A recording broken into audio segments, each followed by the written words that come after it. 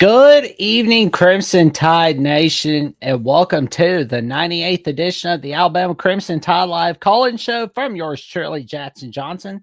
My partner in crime, Jeffrey at Only Talk Sports, will be here in just a minute, of course. You know, we're just kind of waiting on word to see where he's at the moment, but I'm just going to let you know we've got ourselves a wild ride all right here, especially from some of the film from the second scrimmage and, what's been going on here and there. And, the quarterback battle, interesting update, especially from today from Coach Kalen DeBoer.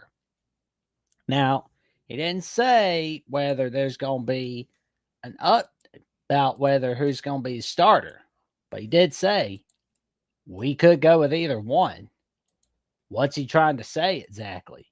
But it's all right here on Alabama with the Voice of College Football.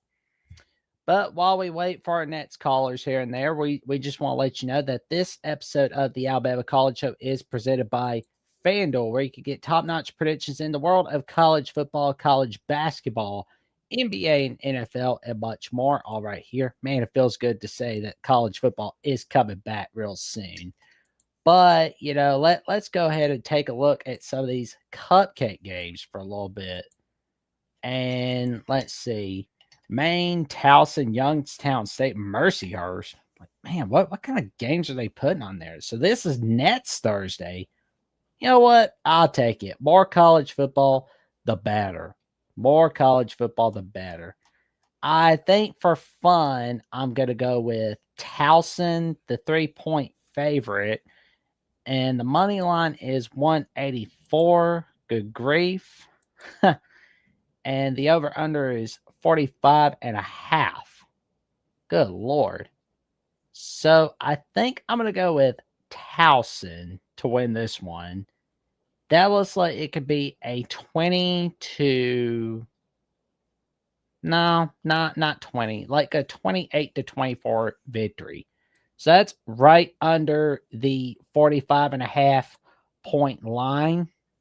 So that's going to be interesting to see all right here. But, if you want to place some bets, get lucky on a parlay, come on in the FanDuel where you can let your luck shine with the over-under spread or the parlays for the money lines and all over. And, just that over-under spread and just going for the underdog. If you feel lucky, well, maybe you might want to pick some of these FCS games because that's all right here. All right, and we got our first caller tonight. He is from the state of Ohio. Give it up for K, the Diesel Freak. How you doing tonight, man? Harvest is coming close, and we're getting machinery ready to roll. And other news, the boss bought a new service truck, and we got the service bet pulled off. New lift pump going on it. Dev system is being deleted, so as we speak. So fun times coming. There we go. We're gonna be partying. We're gonna be rocking and rolling. Oh, what you Hey, got you in got mind tonight, good buddy? well. You guys aren't going to be the only ones partying. Quite frankly, we're going to be the one partying in the field when we get rolling. But that's a little ways away. But we're just enjoying August and then letting the rain handle our crops and getting things done, getting truck repairs done, and getting side contracts done before you really have to put the hammer down. Yeah, I mean we're and it's the 98th edition of the college show, and 2 Thursdays from now will be the 100th edition of the Alabama Crimson Tide College Show with your host, Jackson Johnson, great guy on YouTube, and his partner in crime, Jeffrey from Only Talk Sports, where he talks sports every day, single day, or at least he tries to. There we go. Well, we appreciate, man. We are probably moving up the 100th edition of the Alabama College Show either to Wednesday or we're moving it down to Friday. We're still kind of figuring that out because, we want to make sure we don't miss that 24-hour live show from Mark Rogers from the Voice College Football main channel. I'm gonna tell you right now, that'll be a fun party for sure. Yeah, I know y'all are gonna go crazy out there. Oh Yeah, even with Yeah, and either with Alabama's quarterback situation, they got to get it figured out. Because They if they do. don't have that solid answer right before they got to kick off the season, things are going to get messed up with Kalen DeBoer. And I said this before, there could be problems, miscommunication, missed calls, the wrong play run. And that's what caused turnovers, especially against Florida State last season with Ty Simpson. Those turnovers. SC title game against Georgia, turnovers. The close calls against South Carolina, and then obviously the Iron Bowl. That was one other scenario. So they got to make sure that they don't make any of them bad decisions right away when it comes down to a situation like third down, second down and 8. But That's yeah, what I've been noticing. well, and I know this, like, Aaron Taylor, CBS Sports, was getting excited about the offensive line for Alabama the other day, and he's a voter of the Joe Moore Award. Like, well, that's Yeah, pretty. but the problem is Alabama's got to keep their guys healthy, especially when they get against the top tier defense. Because if they got a situation like Georgia, Ohio State, or say BYU in the playoffs, you've got to watch that front seven against BYU. That front defensive line for BYU is an absolute tank. Healthy, they got everybody going. And from what I hear, BYU fans are excited for the playoffs already. And I can get it. Coach Keelon is ready to roll. But I will say, like I said, Bama's got to get their offensive line situated. Because if they run into a top tier defense again, like Georgia in the SEC title game, that could be bad news for the Crimson Tide. It could open up for sacks, forced fumbles. And I've said this before to you guys. Well, I will say though that it'll be interesting to see what's going on the next week or so. Because I mean, like next week is start of week 0, and 2 weeks from now, of course, is week 1. So 14 days till week 1 Thursday night, of course, and now it's 9 days. Tomorrow's gonna be 8 days. So that's gonna be fun. 9 days till week 0, 14 days till week 1, 14 days till Ohio State kicks off the season against Ball State, and then obviously 21 days until we play Texas on the road. But I'm not going to complain. Our defense is a lot more solid this year, I feel, and we have a better edge on defense. We can make the right calls. You know, be able to blitz, be able to do some mixed packages, and especially with our freshmen. Our freshmen are what really are part of this key defense. And artistically incredible, I'm going to have to disagree with you. Texas is going to be the one that's going to get snacked. And not only snacked, they're going to get barbecued. So I would just be warning you that we're going to snack the hell out of Texas. Unapologetically. Well, I will say though, like week 2 is going to be a fun lineup. I mean, week 1 looks like a sloppy slate for a lot of people in college football, but you know what that means. When there's a sloppy slate, that means there's upsets that await.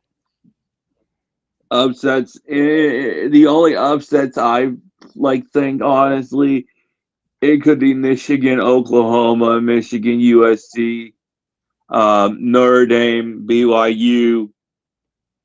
That's where I'm really seeing some upsets because BYU could in Provo against Notre Dame.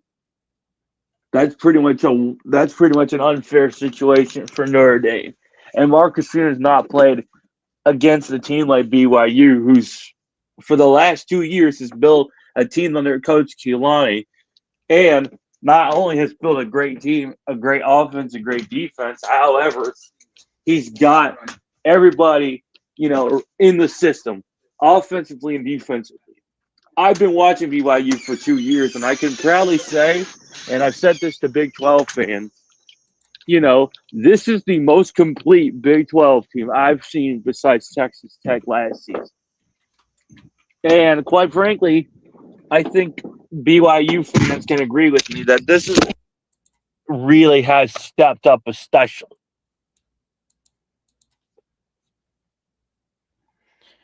Well, what record do you think BYU is going to have this year, good buddy? I say at least 12-0. They take Notre Dame down, and then they take the Utes down in a serious blowout. And then they take Houston, but it'll be a close game, but I'd say at least a touchdown or two, but they'll come out on top. Because the Big 12, it's starting to build itself, and I've been seeing it, but honestly, in my opinion, if BYU could schedule a little bit more tougher teams like Oregon, Ohio State, Georgia on the road, Miami, that's where I'm thinking, because BYU is a built team. They could upset Michigan in the first round of the playoffs, and we know Michigan fans would start whining about it. And quite frankly, to Michigander, and this is to him only, and sorry, Jackson, I'm going to not apologize for this, but Michigander, I heard your gay ass on the Michigan channel yipping and yapping like a baby. Jesus Christ, son. When are you going to stop kissing TJ's ass and start being a man with a grown set coming in here and telling me what's on your mind, son? Listen, I'm going to give you one more piece of advice. Stop being a bitch, grow a set, and get your ass in here. Because apparently you like to type when I talk. Well, then get your ass in here. Jackson dropped the link, and you can come in here and bitch all you want. So, Michigander, I'm giving you an opportunity to come in here and bitch and whine like you always do. And I heard you and Burks going back and forth at it. And Burks was absolutely wrecking you like a freaking wrecking ball. And he was destroying y'all. Now, I'll say this. I'll give Burks the devil's due. He's absolutely destroyed Michigan fans absolutely to oblivion. And no, I'm not drinking alcohol. I just say what's on my goddamn mind. That's all. Okay. Because apparently people don't understand. I say what's on my mind and they think I'm drunk. I'm not even damn drunk. I'm just saying what's on my goddamn mind. And if you got a problem with that, get your ass in here and stop typing on that keyboard and stop being a bitch. Jesus Christ. I'm sorry for the foul language, but unfortunately, people won't shut up. All right, Kane. Before we get to our next caller, what's on your mind for tonight, man? Well, there ain't no other caller because apparently nobody else is calling in. And quite frankly, I just seen. So I'm the only one actually on, and Jeffrey hasn't shown up. I'm guessing he's probably got something going on, or he's probably got something going on. He's still on his way from home, I believe. Well, I hope Jeffrey puts some common sense to Bama fans and at least gets their head out of their asses. Because quite frankly, the arrogance of Alabama fans is one thing I can say. Now, that's not shaming any Alabama fans. That's just my 2 cents that I just need to address. This is the DeBoer era, not the Saban era. So. All right, man. Well, we're getting some callers lined up, and meantime, you stay safe. Hey, Jackson, hold on, actually. Since Burks is coming on, I have a few things to talk to Burks about. And quite frankly, and no, it's not anything negative. It's just my 2 cents to birds. So because Okay. Well, we're gonna be seeing you soon. We'll put you in the private chat, but we'll be seeing you soon. All righty. I know we're oh man, and we got the chat coming in tonight. We got Mike G, artistically incredible. We got Burks. We got Michigander, Kyle Banks. What is up, Kyle Banks? Good to see you, man. We are glad to see you. And we got Godfather in the chat. What is up, good buddy? Oh man. Oh man. Well, you're welcome to come on back, Mike G. No worries. So no worries there. But while we wait for the next few callers, let's go ahead and take a look at the QB situation. All right. So this is what we saw from the press conference today from Kalen DeBoer. This is what he said, and shout out to Brody Smoot of Crimson Coverage. Let's go ahead and pull up this clip right quick. You're looking at it again. We look at them just moving the ball down the field, and both of them have to look exactly the drive charts because they flip so much between ones and twos. But we can go in with either one of them. I feel very comfortable with that. And obviously, we got to pick one, and we will pick one. We'll continue to work through that here in the days ahead. You're looking at it again. We look at them just moving the ball down the field, and both of them have to look exactly the drive charts because they flip so much between ones and twos. But we can go in with either one of them. I feel very comfortable with that. And obviously, we got to pick one, and we will pick one. We'll continue to work through that here in the days ahead. You're looking at it again. There we go. They have it, from Coach DeBoer himself. He says that's what Alabama's going with either way. They can go with either quarterback. But here, let's look at this report from On3 reporter Chris Lowe. I'm used to saying ESPN reporter, but you know what? That's okay. So he says that Kalen DeBoer is expected to name Keelon Russell the starter by early next week. He's been excellent this preseason and gives Alabama more playmaking ability at the QB position. Throws a really nice ball. Well, I mean, he's incredible at throwing, man. He's just getting things rocking and rolling. I mean, I would not want to go against Keelon Russell. I mean, he throws a long ball like no other. Like no other. Boom. He just throws it. Let's go ahead and show it, shall we? Because, I mean, it just feels like that Russell is going to be named the starting quarterback eventually, honestly. That's what it really feels like. Let's go ahead and show let's show the one clip, shall we? Boom. I mean, it tells me right there they're going to lean towards Russell. It's not really a matter of if, but when. I mean, Austin Mack is great and all, but it really just tells me they're waiting till next week. It wasn't that I've said on Alabama, the voice of college football here the last few months. They're going to wait till the week before game week to name a starter. That's what the plan is to name a starter the week before game week, or at least until the week of, or, at the latest, it'll be 2 weeks before. That's what it looks like. Because they're not going to keep us waiting very long. Because honestly, that's where it's at. Because they know they know who's the star going to be. They just kind of want to keep it exciting a little bit.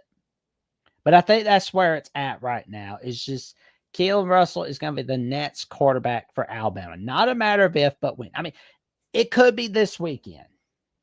It could be on Monday, before we do Alabama Crimson Tide live. Could be on Tuesday. It could be Wednesday. We don't know. But we know it's coming soon. Hey, it could be tomorrow. We don't know. But a decision is going to be made real soon, no doubt. Artistically Incredible says, Jackson, you should have seen the team he played for in high school. They destroyed everybody they played. Oh, 100%. I would not want to go against those guys. No. Man, it was rough. And we got our Nets caller tonight. We've got the Godfather, the SEC. How you been tonight, good buddy? Keelon Russell. I'm sitting here watching the Texans and the Raiders, 20-10 Texans. There you go. There you go. Hoop that is. Hoop that is. That's a hard act to follow when you got to follow Caden. It's a hard act. Oh, man. I know it. Well, how do you feel about what you saw from today? Honestly, like what do you think about like the quarterback decision discussion from Kalen DeBoer? How you feel about it, man? Well, I don't know. Some of the other coaches said this week they'd probably make a decision after today's practice. I don't know. Well, I don't know. He didn't name any names, but I'm like you. I think it's probably going to be Keelon Russell. I mean, he can put a twist on that ball. We'll see what he can do when the pressure gets, pressure's on. We'll see what happens, I guess. Oh, no doubt. I mean, he's going to be rolling. Rolling. Mm-hmm. Oh, man. Touchdown. Rolling on a river, man. Touchdown Raiders. Oh, yeah, baby. Yeah. Oh, man. You're watching. Oh, man. You're getting excited about preseason, aren't you, man? Lot of money. Hundreds of millions. Lot of money. Hundreds of millions. Hundreds of millions. Touchdown. Oh, there you go. But yeah, like Russell, man, they're gonna make him the starter, honestly. Oh, yeah. They're just kind of making it a little dramatic, just kind of keeping the drama going. But like, what was it you saw? And I'm gonna pull this post up from Hunter DeSilver on SI for Bama Central, and he's got he's got his takes as to why Austin Mack should be QB1. Experience in the system, 2025 stats, physical traits. And then you got Keelan Russell, why he should be the starter. Dual threat playmaker, future investment, and high school prodigy. Now, 100% on that, obviously. Oh, yeah. But, I would think they want to lean towards Keelan, honestly, which, I mean, like the plan would be is to have Keelan Russell as starting quarterback for 2026, 2027, 2028. And then you got, your future QB of 2027 and Elijah Haven. Just kind of have him wait 2027 and 2028, then have him take over 2029. You got your 2028 quarterback. Have him take over in 2031, I would say. So I guess that would be the plan. Just kind of let it work itself out. Because, I mean, there's going to be one or two guys that transfer out to somewhere in the Big 12 or the Big 10. Heck, even someplace in the SEC. Yeah. So, yeah, there's going to be. We're going to lose some folks, but I like Keelon Russell. He's a dual threat. He's good looking long ball there in practice. I don't, that's practice. Like I said, we'll see what happens in the game if he gets a chance to throw a long ball there. But they should get some chances there against East Carolina. I think they should be able to get a chance to play everybody, I hope, and get everybody some experience. I don't know, if you're going to pick your starting quarterback, you may want him to play the whole game, but you don't want him to get hurt either. So it's kind of, I don't know. There's some hard decisions to make, really, in my opinion. well, and honestly, I think they're just kind of waiting it out now. They're just kind of letting us know. I mean, I know like what Chris Lowe said. It's gonna be it's gonna be early next week, but it could be any day really. They're just kind of keeping us waiting. Well, if the running game ain't looking too good, even if the offensive line's looking good, sometimes it ain't always the offensive line's fault.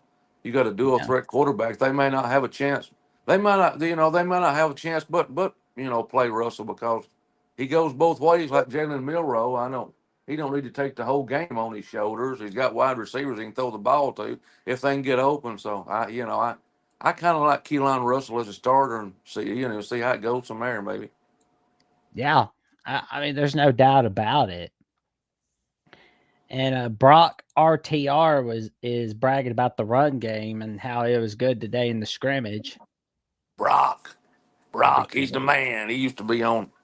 I can't remember one of them shows we had. Anyway, I can't. He's finna come in there. he gonna lay the law down, Brock's. He holding on?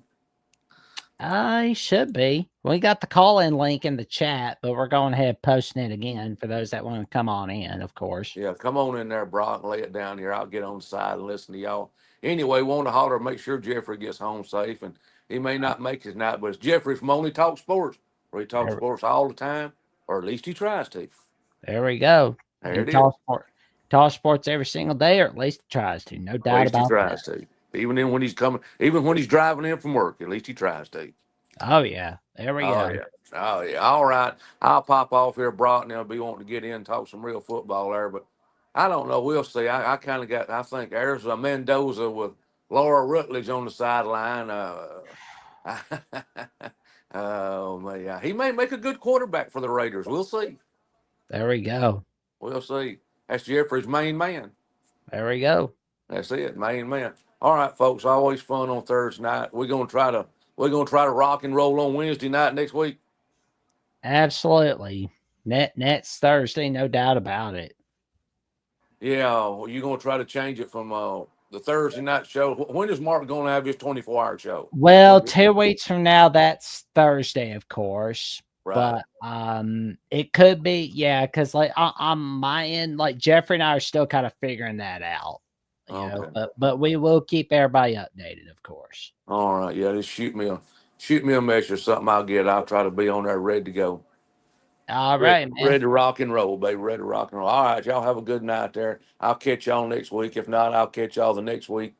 I'll take next week off, and then we'll bombard it and blow it up the week of college football kickoff, baby. 11 p.m. 11 a.m. Central, Bryant Denny Stadium. Be there. Y'all be safe. Be safe, everyone. Bye-bye. See you soon, good buddy.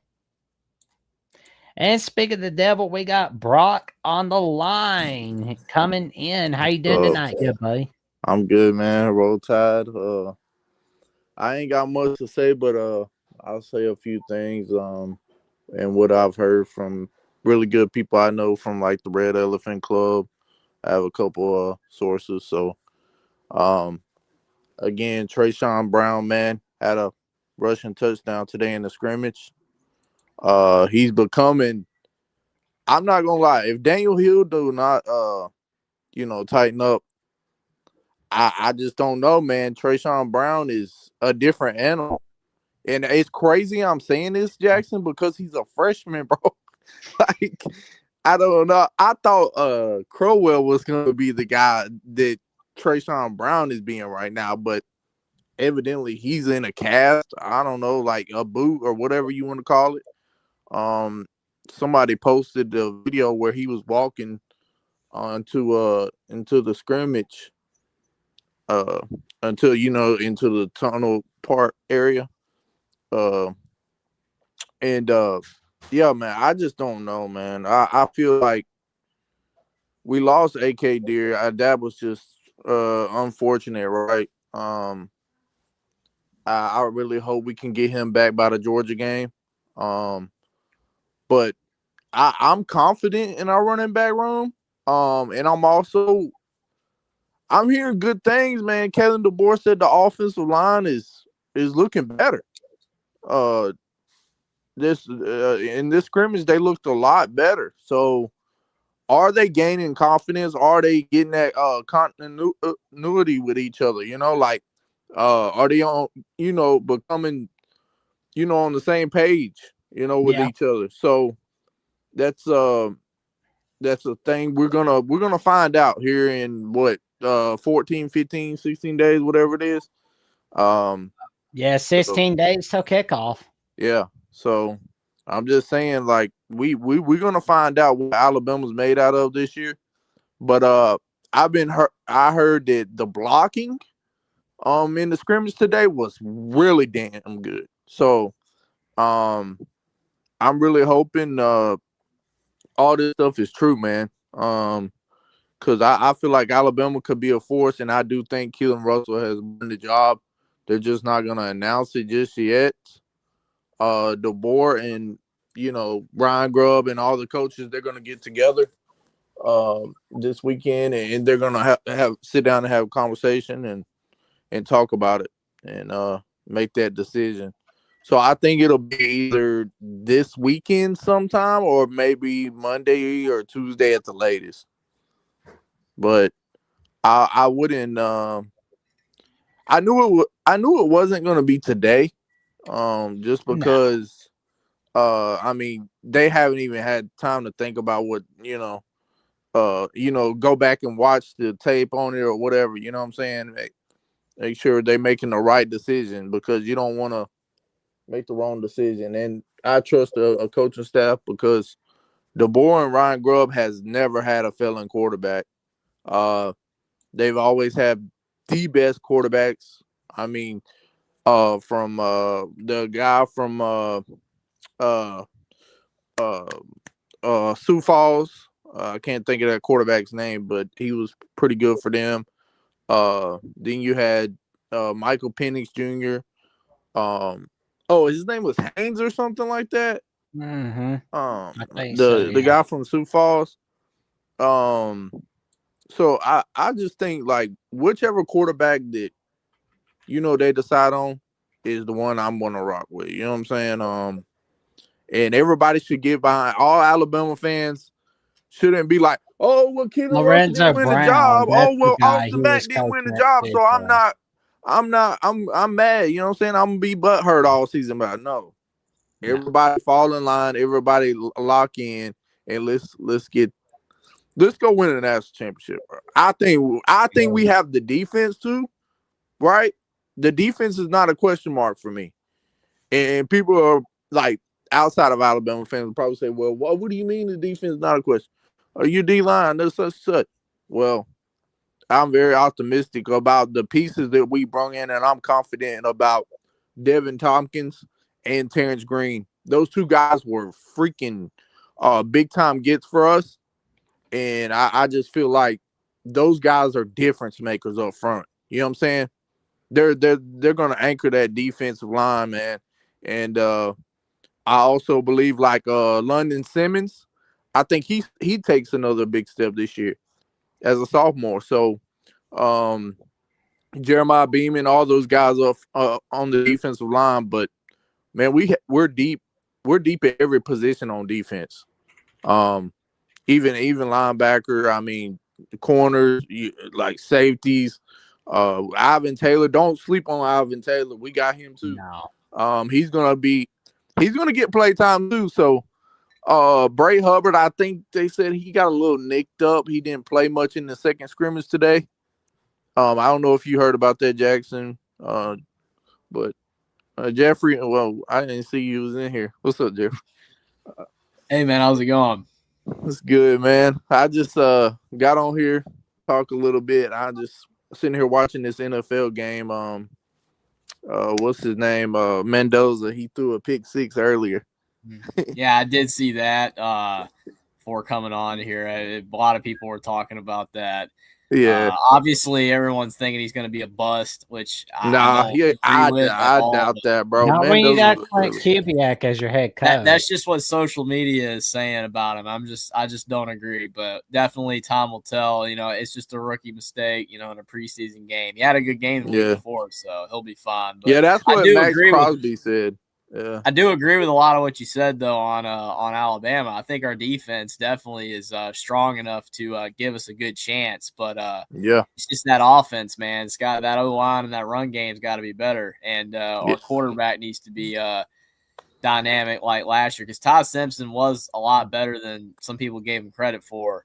He got a lot more credit later, as like after the season ended and getting toward the draft, people are starting to talk good about him again. But prior to that, like, everybody was saying Todd Simpson was terrible and he was a letdown. He did not have enough support from our offense last year. If Keelon Russell or Austin Mack, whoever it is, probably Russell, is going out there and they have the exact same type of offensive line and run game as last year, then it's going to be bad. I mean, you cannot expect, especially like Russell being a young guy, to just go out there and play it at the level Todd Simpson was at, a borderline Heisman, candidate level for the vast majority of the season with that poor of an offensive line. I mean, it was that bad. I mean, Alabama could not run the football. Alabama was not protecting well.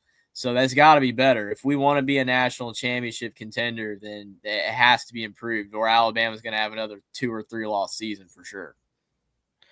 And I see Tatum Insurance in the chat. Welcome aboard, Tatum Insurance. Is asking, has anyone watched high school football? Casey Barner from McCurran is best player I've seen with my 2 eyes. Are you talking about this guy? Let's see. Boom. He's quick, isn't he? Boom. I am not messing around with him. And he said he just left Baylor versus Brentwood in Chattanooga. Number 1 running back in the nation, David Gabriel, Georgia. Yeah, I've heard of him. Committed to Tennessee. Saw Peyton Manning, his son, actually completed a pass in the 3rd series against number 15 team in the nation. Ooh, I'll be keeping my eyes on one of the Manning boys because, yeah, I think I saw a highlight just now of him, didn't I? Yeah, that Georgia's kid. Yeah. Marshall Manning. There he is. Yeah, I mean, he's good. Did y'all see the running back that's committed to Tennessee? He flipped or like some athletic, like, I don't know, like he landed on his hand and then got right back up and like ran for the first down. It's all over Twitter right now. That dude is crazy. Like his balance is crazy. I hate Tennessee got him. I can't stand Tennessee. So. Yeah. Oh, there he is. Oh, I see him. Yeah, there we go. Yeah, because I'm look at that. That's crazy. Yeah, I'm watching him right now, but it's like, man, don't want Disney doing the mess around YouTube. It is not a good night for that. I don't want to deal with a mouse right now. I don't want to deal with him. But yeah, I think Keelon Russell's going to be the real deal, man. True. And it's crazy I'm saying this, and he's only a sophomore, and he's on the edge of taking his job. So I think they said the offense, like from people that I know that was in the Red Elephant, they are in the Red Elephant Club, they were saying like, because I be in the Twitter spaces and stuff. We have an Alabama Twitter space all the time. Like guys that I've been in the spaces with for like a few years now, and I know them well. So we all sit there and talk about Alabama football almost every day since fall camp started. So, but the guy that I know, you're on it. It's nice. Yeah. I think I got, I don't know, like maybe like 2,000 followers so far. I mean, I've been on there probably. What's your handle, man? Let's promote you, man. I don't do nothing. I don't put nothing out. I just be on there, you know. And I don't even make spaces or nothing. Like, I get on there, but I know a lot about Alabama football. I mean, I could probably make my own like platform if I wanted to. Like, I thought about it, but you know, because I know so much about Alabama football, I can tell you like all the players at Alabama almost. So, I mean, I have that good a memory, bro. Like, it's crazy. I keep up with recruiting every year. So, like, I watch a lot of, like, you know, content, Alabama content, like, nonstop. So, I love to keep up with Alabama football. Not just football, basketball, baseball, but mostly football and basketball. So, yeah. But I do think Keelon Russell, you know, they were saying like the offense was moving like butter. You know what I'm saying? Like it was just moving, and they scored on the first drive. Whenever he got the first, you know, crack at it. He was the first quarterback out there and in the scrimmage today. So, and I think they scrimmaged early this morning. It was like at 9 or 10 this morning. So yeah, it was. But Trayshawn Brown, Jeffrey, he scored another touch. He scored a touchdown in the on the first drive, I believe. So this dude is different, man. Like he reminds me of a little bit of Josh Jacobs, man.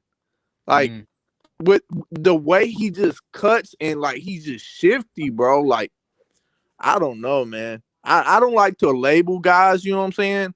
Like, I don't like to like say, oh, you know, because a lot of people are putting Keelon Russell in like the same, you know, category as like a Jaden Daniels. You know what I'm saying? Like, oh, he's that guy. You know what I'm saying? Like, I'm not ready to say that yet, but I do think, you know, guys, some guys that we have, that could be like former players, like maybe a 2.0 of that, you know, that former player, you know. So I feel like the biggest question though is our offensive line. If we can get the offensive line jailed, man, I think our running back room will be fine.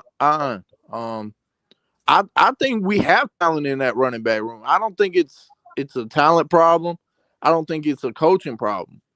A lot of people wanted our running back coach fired, Gillespie, but yeah, I mean, why would you fire him? I mean, this guy recruits at a high level for one. If you look at it, we got Nigel Newkirk, who plays for Gainesville. We got him, and we got that other kid, from North Carolina. He's really good too. We got two really fast running backs in the class of 27. So, I feel like the offensive line, man, if they could come together as one, you know, we can make some stuff happen this year, man. I really do. I'm a believer in this offense. I mean, yeah, in year two, Ryan Grubb, I think Ryan Grubb last year, it was kind of a learning curve for him because he just now like getting a taste of the SEC, you know, and like maybe some of that stuff that he did at Washington don't work at Alabama. You know what I'm saying? So maybe he got to switch some stuff up, you know, like, you know, move some stuff around. But I do believe our offensive line is more, you know, physical up front, and they're more like just they're more like athletic. You know what I'm saying? And that's what DeBoer and Grubb like, that offensive line to be more physical and athletic up front. So I do feel like that this year we'll see an improvement. How much of an improvement, I don't know. But I'm excited, man, to see how this team look. I think we can go 10-2, 11-1, or we can go 9-3, somewhere in there. We could drop, you know, 3 games. I mean, our schedule is not easy, so we have a lot of tough road games. So I don't know. I ain't gonna stay on here long though. I was just coming on here to chit chat a little bit. I'm gonna have to watch the rest of this game, and I'm gonna get ready for bed. But I all right, appreciate man. y'all having me on, Jeffrey and Jackson. Oh, Anytime, absolutely. bro. Appreciate you coming on. You're always welcome. Come back here anytime, especially on Thursday nights or any day, man. Yeah, Always I welcome. think I'll come back whenever they announce Keelon Russell or whoever at quarterback. So Oh, there we go. that'll be. I'll be fired up then. I'm just kind of waiting to see what happens. But until then, guys, I'm gonna sign out. So good night and roll tide, man. Roll Tide, Brock. All right. Roll Tide. There we go, man. Oh man, we got ourselves a wild day ahead of us, and a wild weekend and next week ahead of us as well. Getting some things planned out for sure. I know the Crimson Tide is just getting things rocking and rolling. But If you don't mind, I gotta ask you a question real quick, Jackson, because I'm seeing on online that Brent Venables just got an extension. What is it honestly with these extensions at the most random time? Like DeBoer got his kind of random, and this is really random. I mean, we're literally like how many days away from the season? 9 days away from the start of week 0, and you're getting an extension. And isn't that the most weird time to get an extension? Tell you what, slow news day. That's why. Slow news day. It's just so random, man. You would think like, hey, let's do it after the season, after a great year. Like, what if Oklahoma goes 7-5? You know what I mean? Like, I don't know. I mean, I think Venables has done good there, but I just think that is the most random, insane extension ever. Like, he's not leaving for another job. Like, I don't know, man. I don't get it. I don't understand it. It makes no sense to me. I just figured I'd bring that up though. There we go, man. And we'll go ahead and bring our next caller up. We got Bert's on the line. How you doing tonight, man? What's up, man? My favorite Alabama fan and my favorite half Alabama, half Indiana. How you doing? Oh man, Doing pretty Yeah. good, Burks. How you doing tonight?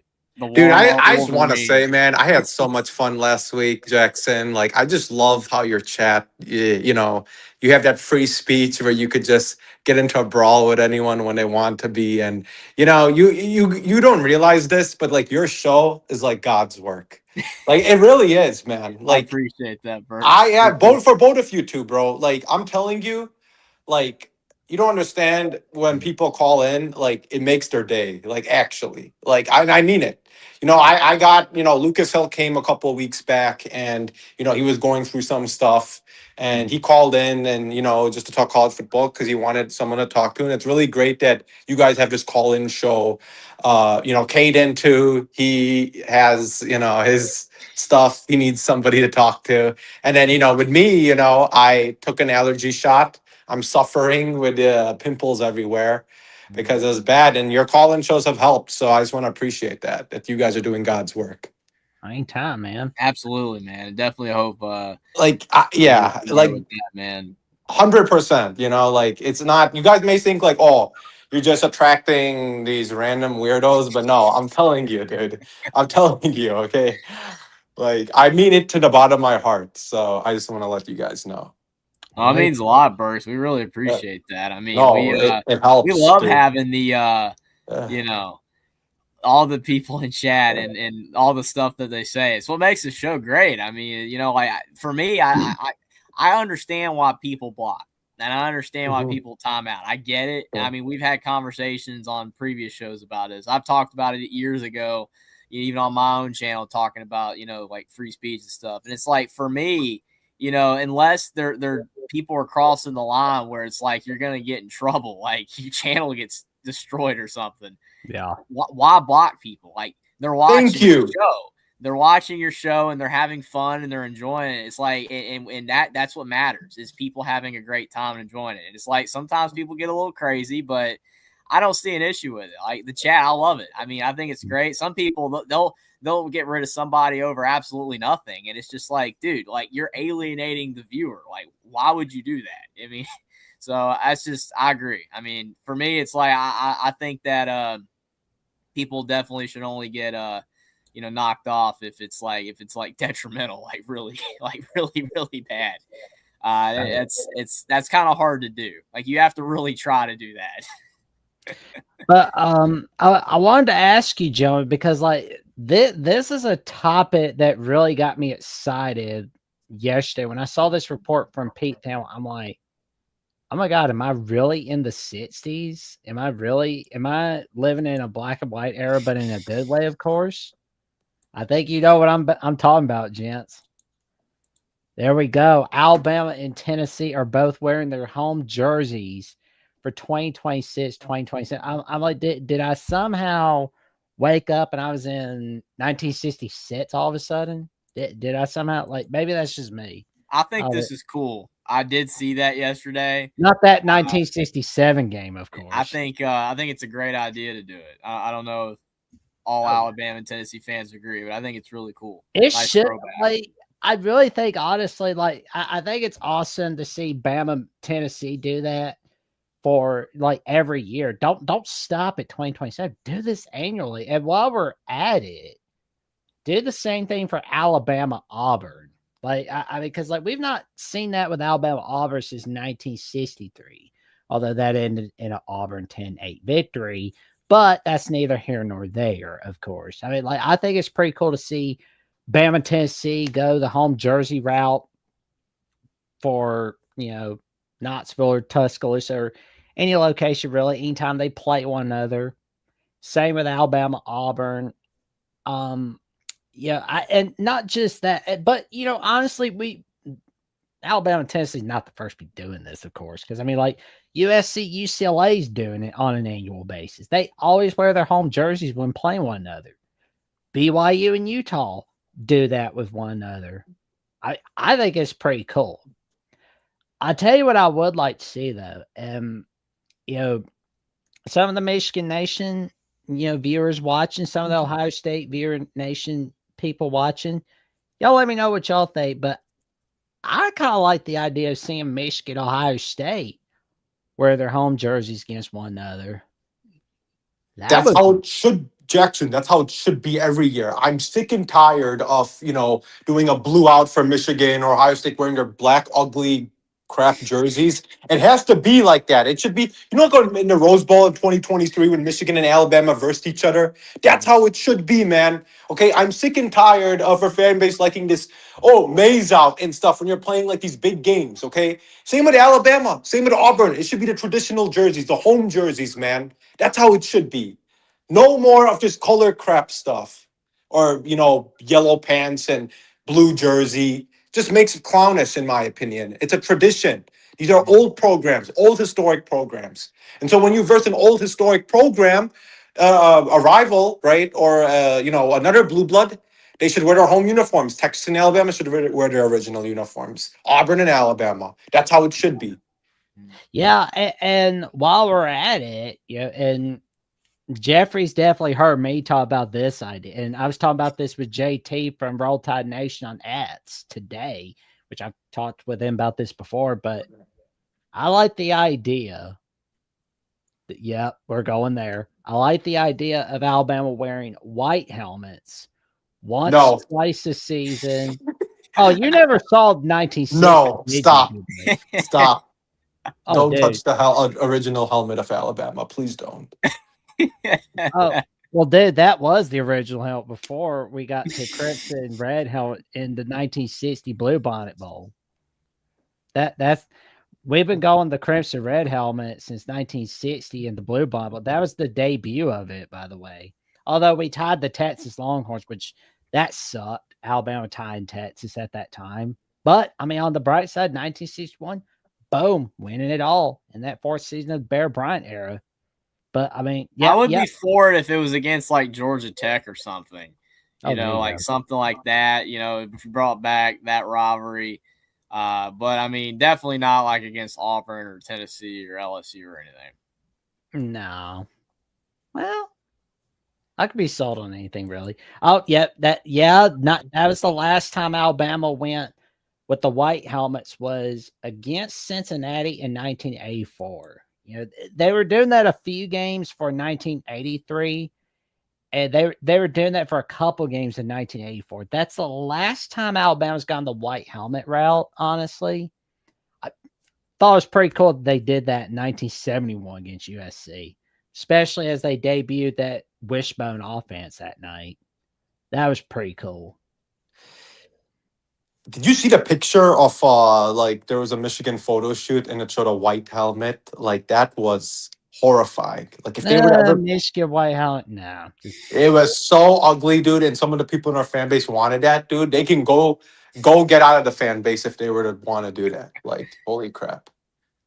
No, just no. Yeah.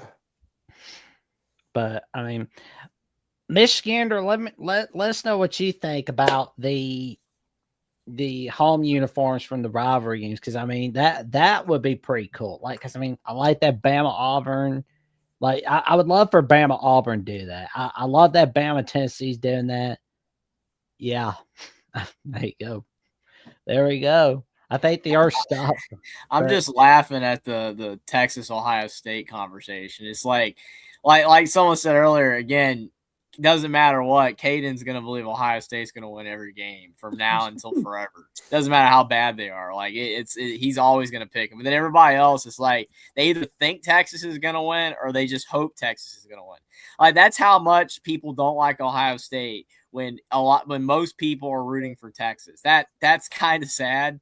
I mean, I get it. Ohio State's a great program and all, and they've got a lot of fans and a lot of people on social media that are very loud, which generates a lot of people to not like that team and want them to lose. I get it. Alabama, when we were winning all the time, it was the same thing. But I just don't think that, like, if Alabama was playing Texas, people it'd be like whatever, like whoever wins, like Ohio State playing Texas, and no one wants Ohio State to win. No. But yeah, it's It'll be interesting to see. That's the other thing too. It's like the Buckeyes. I know that they've been doing this at least once every year since 2009, where they have like an alternate helmet or an alternate uniform of some kind. Oklahoma's done the same thing where Do they you have like like the a. alternates? I like it, but don't go overkill with it. Don't be like Oregon. Yeah, I was gonna say Oregon's what I think of as the poster child for the alternate uniform. Right. I mean, Notre Dame. go way too overboard sometimes.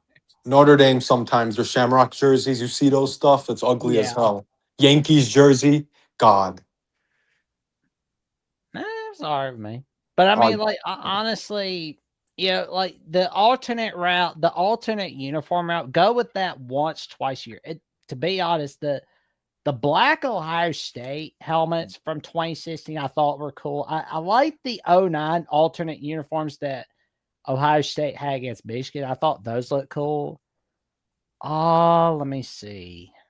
Dude, no Ohio State uniform. Black was I personally saw it was ugly as hell because like your traditional colors are scarlet and you saw gray, right? So you should be just those colors. Just like Michigan, it's maize and blue.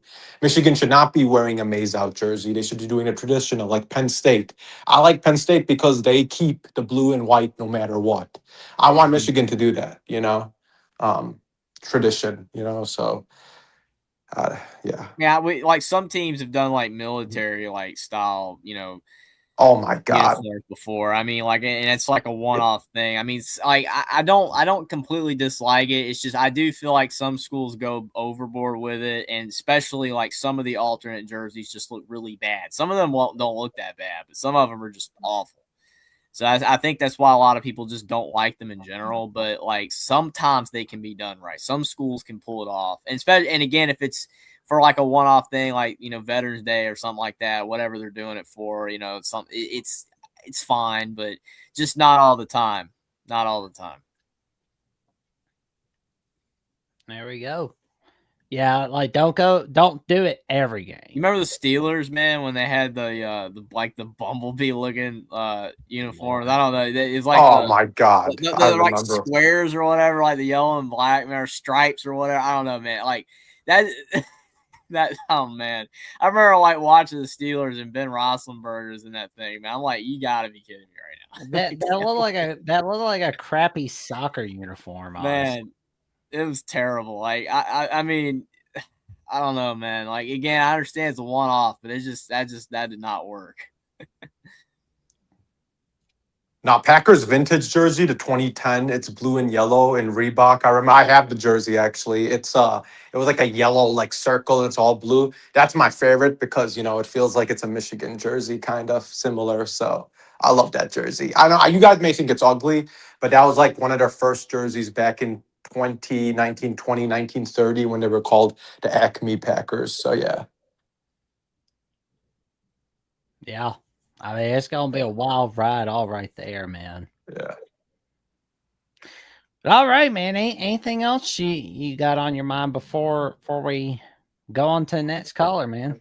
How do you like Alabama's rankings in the AP poll? I think they're 13. Is that correct? Do you feel like that's too high or too low or perfect? It's just right for me. It's just right for me. Like I'm glad they don't have Alabama higher or lower for that matter. I mean that 13 to 15 range is just right. I want to see Alabama get motivated by being knocked out of the top 10. This is the first time since the 08. This is the lowest since the 08 season. Alabama was ranked 24th heading into the preseason of 08 in the inaugural Chick-fil-A kickoff against the Clemson Tigers. And in the coaches poll, I believe they were not ranked at all in the coaches poll in the 08 preseason. Yeah, I think it's fair as well, mostly. I mean, I have a little bit of a, couple of qualms with who they put ahead. I mean, I don't agree with Texas Tech being ahead, especially with their entire situation. I don't really agree with LSU either. But then again, it's like the teams behind Alabama definitely shouldn't be ahead either. So it's like, I guess you got to put them somewhere with the question marks on offense and being a young team. I mean, they have a lot of youth. So, I mean, there probably will be some growing pains and probably a couple losses for sure. But I mean, I do agree with Keith and Chad that's saying I don't care about preseason rankings. I mean, I really don't either. I've said multiple times on tons of shows that I think that rankings should not come out till week 4, week 5, because you don't really know how good these teams are at week 1, or before week 1.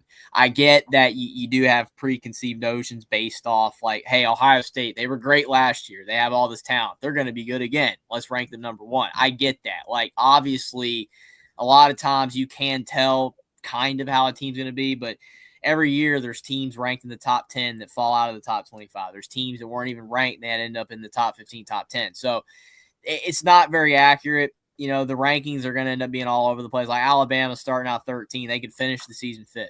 They could also finish the season 25th if they're not as good and they go 8-4 or something. I mean, we don't know. I think 13 is relatively fair, but I just think that a couple of the teams ahead of them I don't really agree with. But it's mostly fair.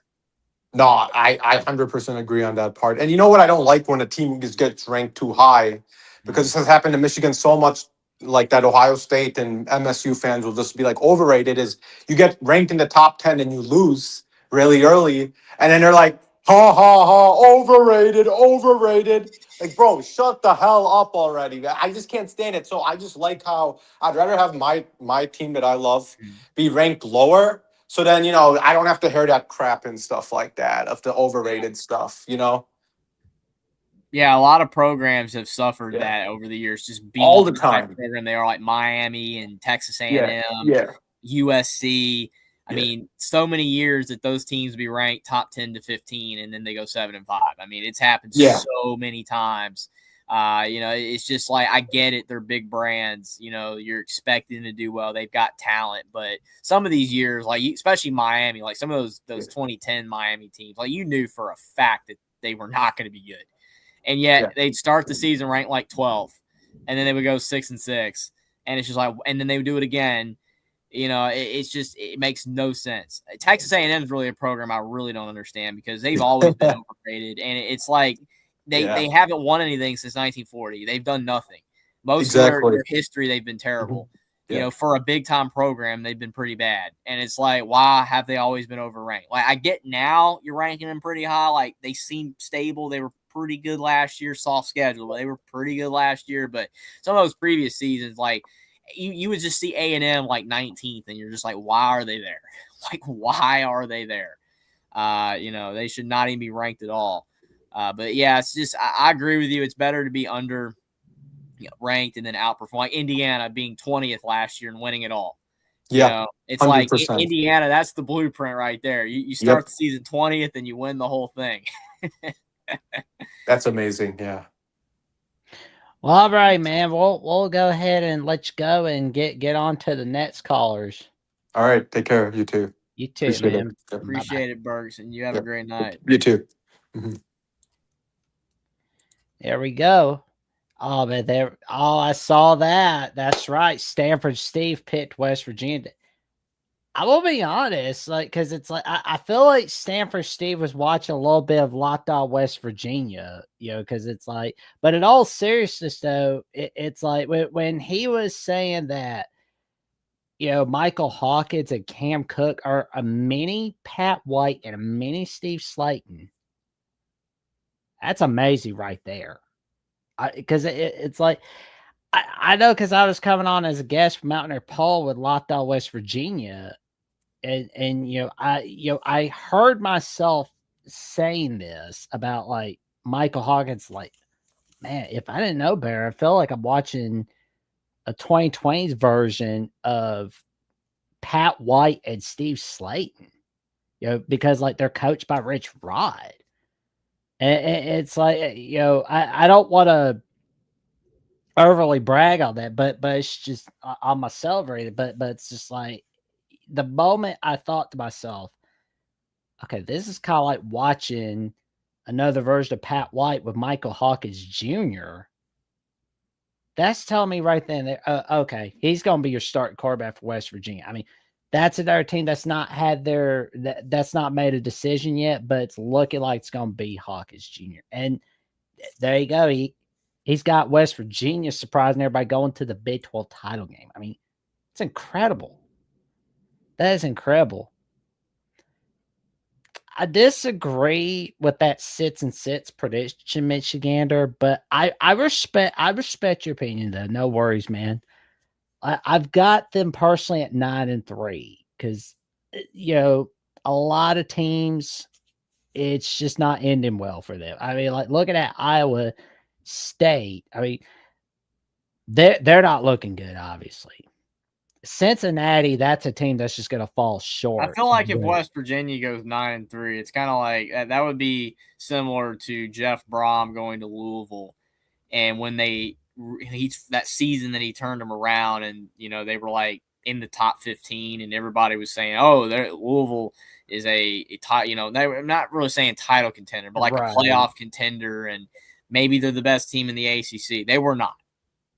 It would be the same thing here, where if West Virginia went 9-3, that's great. It's a really good job by Rich Rod. But if people start acting like that they're like a top 20 to top 15, top 10 team, I'm like, I don't know, man. I think that would be really impressive, though. They can do it. They've got not the worst schedule. The Big 12's not that hard overall outside of a couple teams. So West Virginia absolutely could go 9-3, and it would be very impressive from Rich Rod. But I just would not want to see some people start to overhype them, because again, that year with Louisville, they did get overhyped, man. It was I mean, like when Tom Allen had that little run at Indiana and they were ranked there, no one was doing that. They were just like, wow, that's cool. Indiana's actually ranked. When Louisville got ranked with Braun, it was like, oh, Louisville they're gonna make the playoffs, and they could. I mean, like people were saying they could beat Alabama in a bowl game. It's like, are you serious right now? And back then, Alabama was still really good. Right now, Louisville could probably compete a little bit with Alabama because Alabama's beatable. Well, I was thinking the 2026 West Virginia team could kind of be like that 2025 Houston team, because it's like Houston. Yeah, because like the Willie Fritz team in the second year for Houston, they turned around from a losing season to a winning season. But you remember what happened, though? Then people were like, oh, Willie Fritz is the next Signetti, which is, again, not true. I like Willie Fritz. He's a good coach, but he's not the next Signetti. He's not that level. Good coach, though, really good coach. I will say on Hawkins, though, I did see some of his performances when he was at Oklahoma, when he was coming in there for a little bit. He's all over the place. He might have improved by now, though.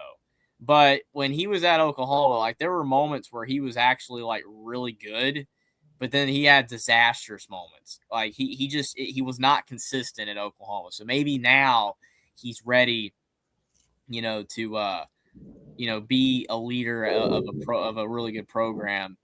But I don't know. I think that, to me, I feel like Hawkins, if he's inconsistent, then West Virginia is not going to be as good as some of the predictions. But if he is better, if he is, here is a bright side of this, Jeffrey. He's not coached by a guy named Joe John Finley, because that was one of the reasons why you didn't see him doing as well as he should have at Oklahoma. Because I mean, he's coached by a guy named Joe John. Of course, he's not going to be winning. But I mean, you're coached by a guy named Joe John. Like, good grief. How much better do you think the Big 12 is than the ACC? Because you got Mountaineer Paul saying one has nothing to do with the other. Big 12 is superior to the ACC minus Miami. Do you agree with that? Honestly, like the ACC, I don't necessarily agree with that, but I know where he's coming from. Right. But I want to hear your Clemson is kind of at that downward spiral to where Florida State was from 01 to 09, right? Whereas, like, in the years before where they were winning the ACC, it was another year. It was just another day. But, like, in the recent years where Clemson's winning the ACC, it's just not impressive. It's depressing, right? I mean, they lost to Duke 2 times in the last 3 years they've played them in college football. I mean, you would expect that in college basketball. I mean, you're supposed to be getting smacked off the face of the earth by Duke. I mean, but you lost twice in the last 3 years. I mean, they're hoping that Chad Morris is going to save the day for him, just like he did in 2011. But that's a wait and see mode. Virginia Tech, let's give it another year. I think for me, Jackson, like my thing is that I just too much when I look at programs, I look at their history and right. the perception of that program versus what they're currently doing. Because if you're talking about right now at this very, very second, which I'm sure is what Mountaineer Paul is talking about, he's talking about right now. He's not talking about overall. He's talking about right now. Yeah, you can make a very good case that the Big 12 is better. I mean, with the fact that you have Texas Tech and BYU, two teams that are probably top 15 that are good, and then the ACC's got Miami and nothing else. Like that alone, Big 12's better. But when you look at the ACC's programs, not how they're performing, but when you're talking about the programs and the brands and the history and the success, when you're looking at Clemson, when you're looking at Florida State, when you're looking at Miami, those three alone swamp the Big 12. The Big Texas Tech, with all the NIL they've pumped in, with all the success they're having now, they're not Miami, they're not Clemson, and they're not Florida State. It's going to take a lot of years, just like Indiana. As great as Indiana's been the last 2 years in the Natty, Indiana's still not those programs, not historically, not in all-time success, not in literally they're still biased against Indiana. They won it all and they're 6th right now. If Florida State or Miami won it, well, Miami is 7th, but they did lose the game. I feel like if Miami had won it all, they wouldn't be 6th. They would probably be top 4. I think that there's just still bias against Indiana because they're Indiana. But again, I just feel like Miami, Clemson, and Florida State are just strong programs. I didn't think about. They're not good now. Yeah. Well, Miami is, but Clemson, Florida State are not good now. They're bad, but all-time success and historical relevance and brand power, they blow out the Big 12. And that's why when I'm just the Big 12 is better, it's just very hard for me to look at that and say, yeah, they are better when you've got these programs. Yes, the Big 12 might. See, the part of the problem, too, is, again, I feel like the Big 12, they benefit from none of their teams outside of Tech now and BYU kind of. They're not that good. So it's like a team can win 9 games and not be that good. Like, I don't think Houston was a great team last year. Just like I don't really think SMU was a great team. We remember SMU, they won 11 games. They played Penn State. What happened? I mean, they got destroyed. Mm-hmm. All right? I mean, Texas Tech got destroyed by Oregon. Like, I feel like both leagues are just weak. They're both weak because they don't bring in the high-level players. Tech's trying because of the NIL. We got to keep in mind, too. Like, have you heard? Not competing. Have you heard about the throwing hand of Kevin Jennings from SMU? Is he hurt? One of his fingers was hurt. Like, they say he's going to be 100% soon, but that's telling me right then and there that it's not which, I mean, I'm not saying that things are looking bad, but it's just when I'm hearing that, like one of the fingers of the throwing hand is not looking good for Kevin Jennings. That's a bad sign right there. That's not good. Mountaineer Paul says SEC elitist mentality. I mean, whether it's directed to me or not, for me though, when I'm looking at these conferences, I don't make the rules. I don't like the way that this stuff is becoming. I will reiterate this for the 100th time, like I've done so many previous shows.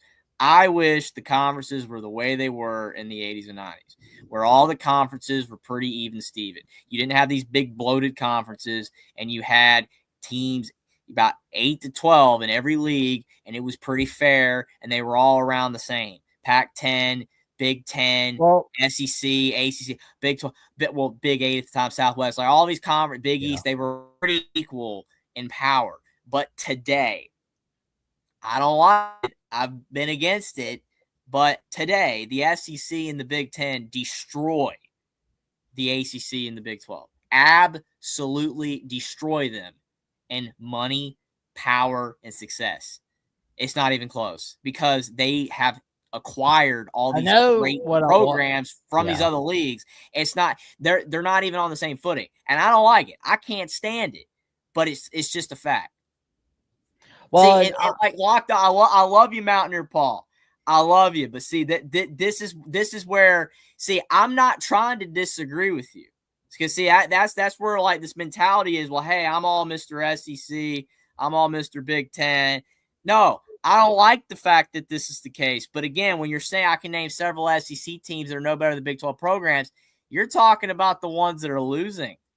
I'm talking about the conferences as a whole. The SEC and the Big 12 are not comparable, and they're not going to be unless rules change or if the SEC disintegrates and somehow the Big 12 acquires some of these. They're not going to be on the same level. If you're comparing an Arkansas to West Virginia, yeah, Arkansas is not very good right now.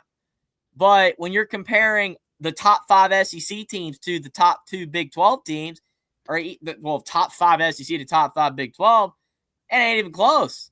So again, like I get it. Yeah, you can pick and choose. Hey, you know what? Let's say Georgia Tech in the ACC, they're better than Purdue football, so therefore the ACC is better than the Big Ten. Purdue's the worst team in the Big Ten, so every team pretty much is better than Purdue. But the Big Ten as a whole is better than the ACC and the Big 12 by far, just because they've got all the great programs. Well, I tell you what I do want to see, though. Like, I am curious to see if there's going to be the key to having an at-large team for both conferences this year is that you're going to have to be 11-1 going into the conference title game or conference championship week. Because like that's going to help you. Like if you're unbeaten or if you're 11-1, you're going to be in the playoffs. Like that's where it's at the moment. Like let's say we see, BYU get a win over Notre Dame. I think that's going to help completely. You got to make sure you can beat Notre Dame. Because if you don't, then you're going to have to be 11-1. If you're 10-2, that's not good. If you're 11-1, you're going to be good to go. Yeah, you got a comment from Artistically Incredible says, Jeffrey, Indiana did not look good against Notre Dame, and look what they did the following year. Why can't SMU be like that? At this point, when we're talking about college football, like someone said earlier, I think Keith once said it, anything can happen, man. With NIL and the rule changes and the portal and coaches getting extensions 9 days before the season, and players are coming back to college that have been in the NBA, and they're trying. I mean, like Jackson Kohler's coming back to college. He was with the Jazz, but he's coming back. And then we had the Bediako thing, and then dude, all this stuff is nuts. Yeah, sure. SMU could absolutely do what Indiana did. Sure. I give it less than a 5% chance, but it could happen. I saw a guy today. But is it going to happen? I don't think SMU is comparable to Indiana at all. But your statement's fair. Yes, they could do that. Realistically, in some slim chance that, they go on a wild tear and SMU is somehow elite, then they could replicate Indiana. Sure. I give you that. Like I said, I think less than a 5% chance, but I'm not going to say it's a 0% chance. It could happen. I don't think it's going to happen, but it absolutely could happen. And, like this whole thing where you see like NFL players like going like, okay, this is not working out the way I want. I'm going back to college for another year. It's like, no.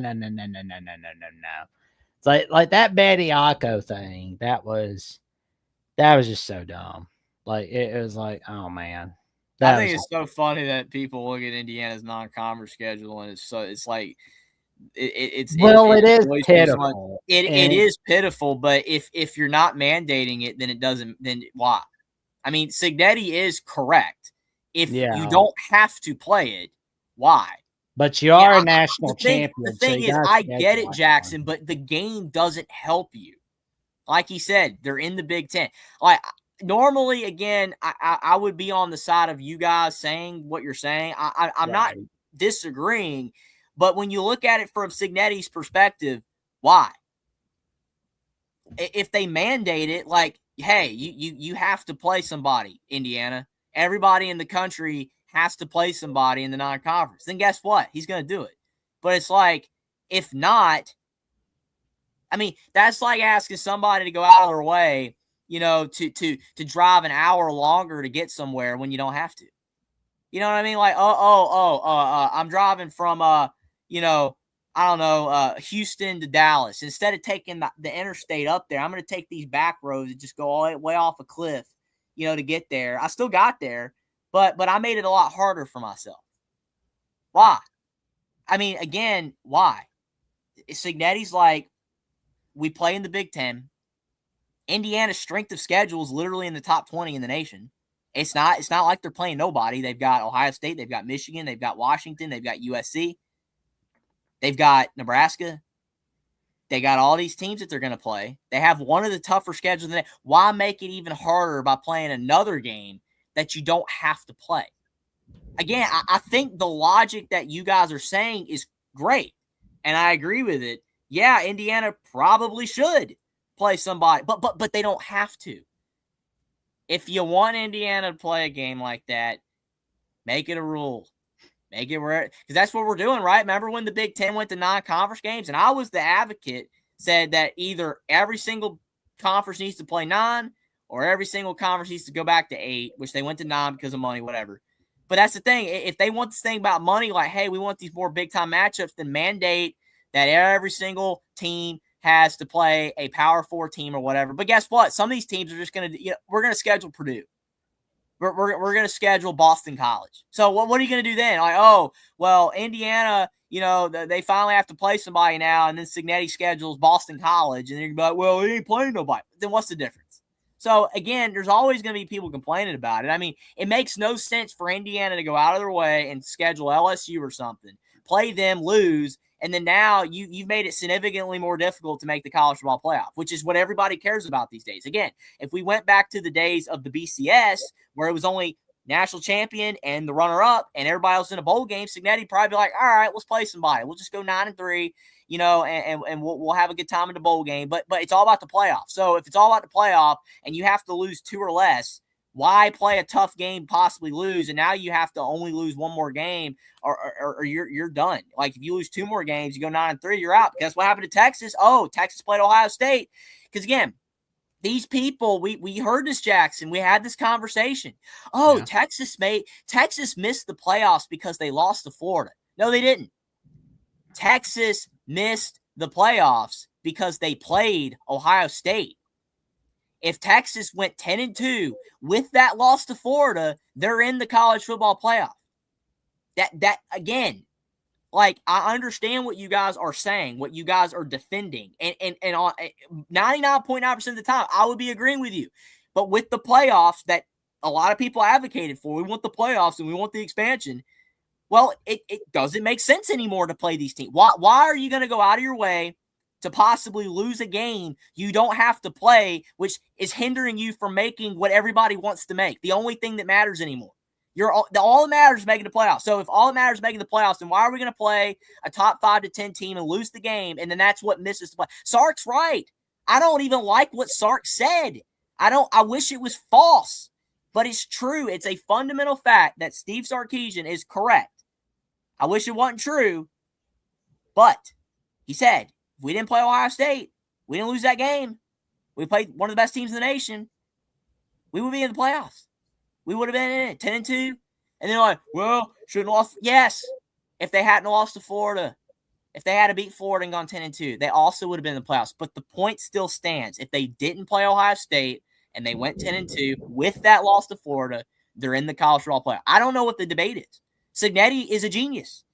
He is absolutely correct. And being like, you know what? Why am I going to do that? Why am I going to subject my team when I already am playing 5 ranked teams, 4 or 5, depending on how many of them end up ranked by the end of the season, probably 4 or 5. Tougher schedule than most in the country. Because you're talking about this ACC Big 12 crap. How many teams are actually good in those leagues? Like 2? So it's like Indiana's playing USC. They're playing Washington. They're playing Ohio State. They're playing Michigan. They're playing Nebraska. They're playing all these teams. Why play another tough team? It makes no sense. It makes literally 0 sense.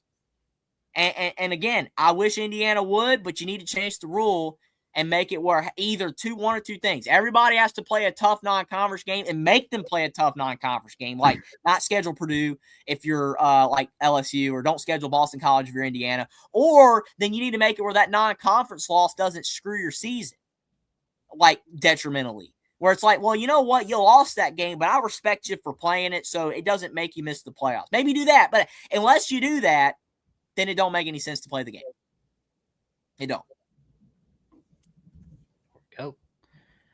All right, we got our next call. I'm sorry, Jackson, but if you could tell, I'm kind of annoyed people talking about that. It's the same talk. They don't play anybody. This guy's okay. Why's he got to play it? Is there a rule that says he has to? No. I can understand if they weren't playing nobody, but they're not Notre Dame. Like, sorry to Will's team. I usually defend Will's team because of the fact, I wanted them in the playoffs last year, obviously for obvious reasons. But they ain't playing nobody. That's a crap schedule. They ain't in the conference. They ain't playing nobody. They got Miami and BYU, and the rest of that schedule's trash. All right, it's complete trash. At least Indiana's playing some good teams because they're in the Big Ten. They got good league opponents in there, man. Alabama's playing tough teams. Like, guess what, Jackson? Like, if we didn't have the Florida States and the Wisconsins on our schedule would still be tough. It would still be hard. Because guess what? That 4-game stretch we're talking about that's so hard, where do all those teams come from? They come from the SEC. We're talking about LSU. We're talking about Georgia. We're talking about A&M. We're talking about Tennessee. Are we talking about Wisconsin?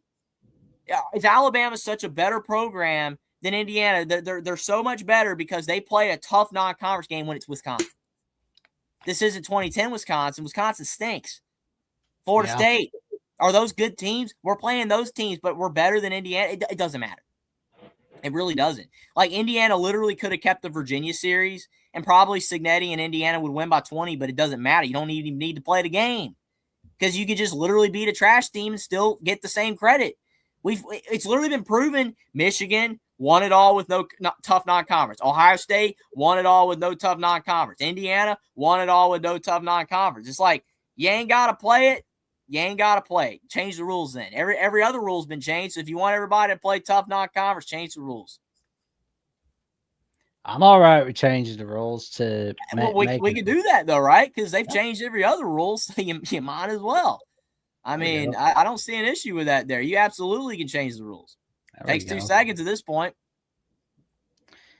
And that was the weekly Jeffrey crash out for the week. I'm just being honest, man. I mean, I hope some people got entertainment out of it. But I'm just being 100% real. I mean, I believe everything that you guys are saying about the non-conference schedule is true, and it is pathetic. You're right, it is. But again, change the rules because then they'll play the games.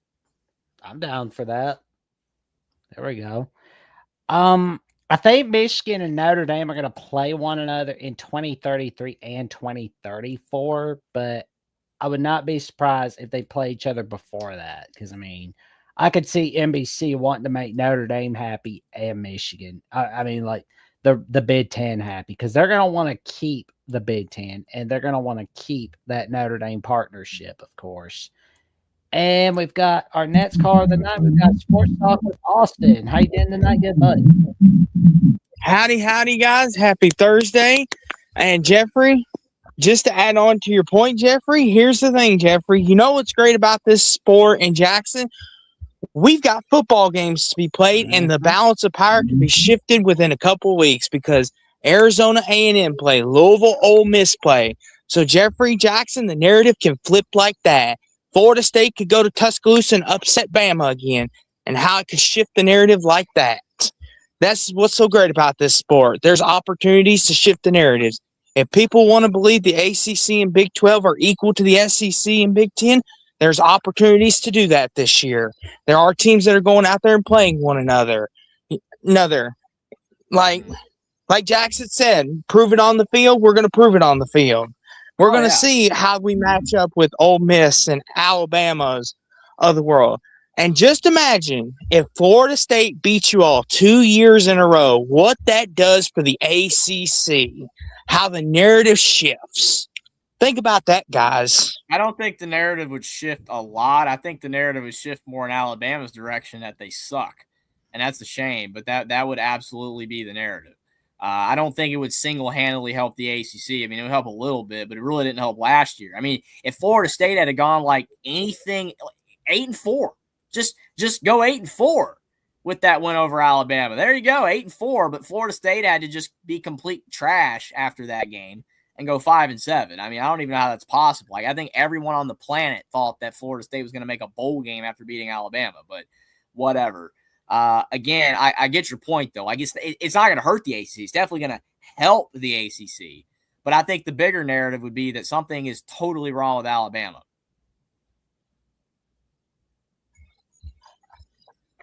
I'll say this too. What about Arizona going and beat Texas A&M or Louisville beating Ole Miss? Do you think that helps flips the narrative? You if think all those three of games those are things narrative? happen, if Florida State and Arizona, and like if all those teams won, right? Like if Louisville beat Ole Miss and you get you start stacking all of these big wins, and sure, yeah, it's gonna help the overall strength and perception. If If all of those happen. If Louisville beats Ole Miss, and then beats SMU, I think you're going to see a lot of people crown Louisville a little early, a little bit. Obviously, after week 3, as oh, well, they're the next ACC champion, or this the team that's going to beat Miami, or this going to be the second playoff team if this happens. But we got to see what happens the rest of the season because, it's not going to be like Florida State, of course. That's not going to happen. Whereas, Florida State got up for Alabama, but they got down for the rest of the season. They were just an overall mess afterwards. Yes. And I know Louisville tends to play up to the competition and then lose that random game that nobody expects them to, of course. And we will see, does that happen in 2026? Because we see a different team. Miami, they're expected to win the ACC, but the problem is I would not be looking at that as a right away, because there again, yes, Miami went to the national championship last season, but they always do that thing where they lose that one game they shouldn't and then win those big games they shouldn't. They do that a lot. And it would not surprise me if that happened again. And I know this is a long shot, but think about this, guys. What if Dabo goes into Death Valley and upsets Lane Kiffin opening weekend? How does that flip the narrative, right? Because that last year, you remember Brian Kelly went into Death Valley and beat Clemson, and how everyone, including me, was ready to crown LSU as the SEC champ, and I was behind the hype. And I know Jackson had to check me on that a couple of times about Brian Kelly hype, which Jackson, I told you no more Brian Kelly hype because he always disappoints when you expect it. You were literally the only one defending it. I mean, we definitely tried to tell you on that one.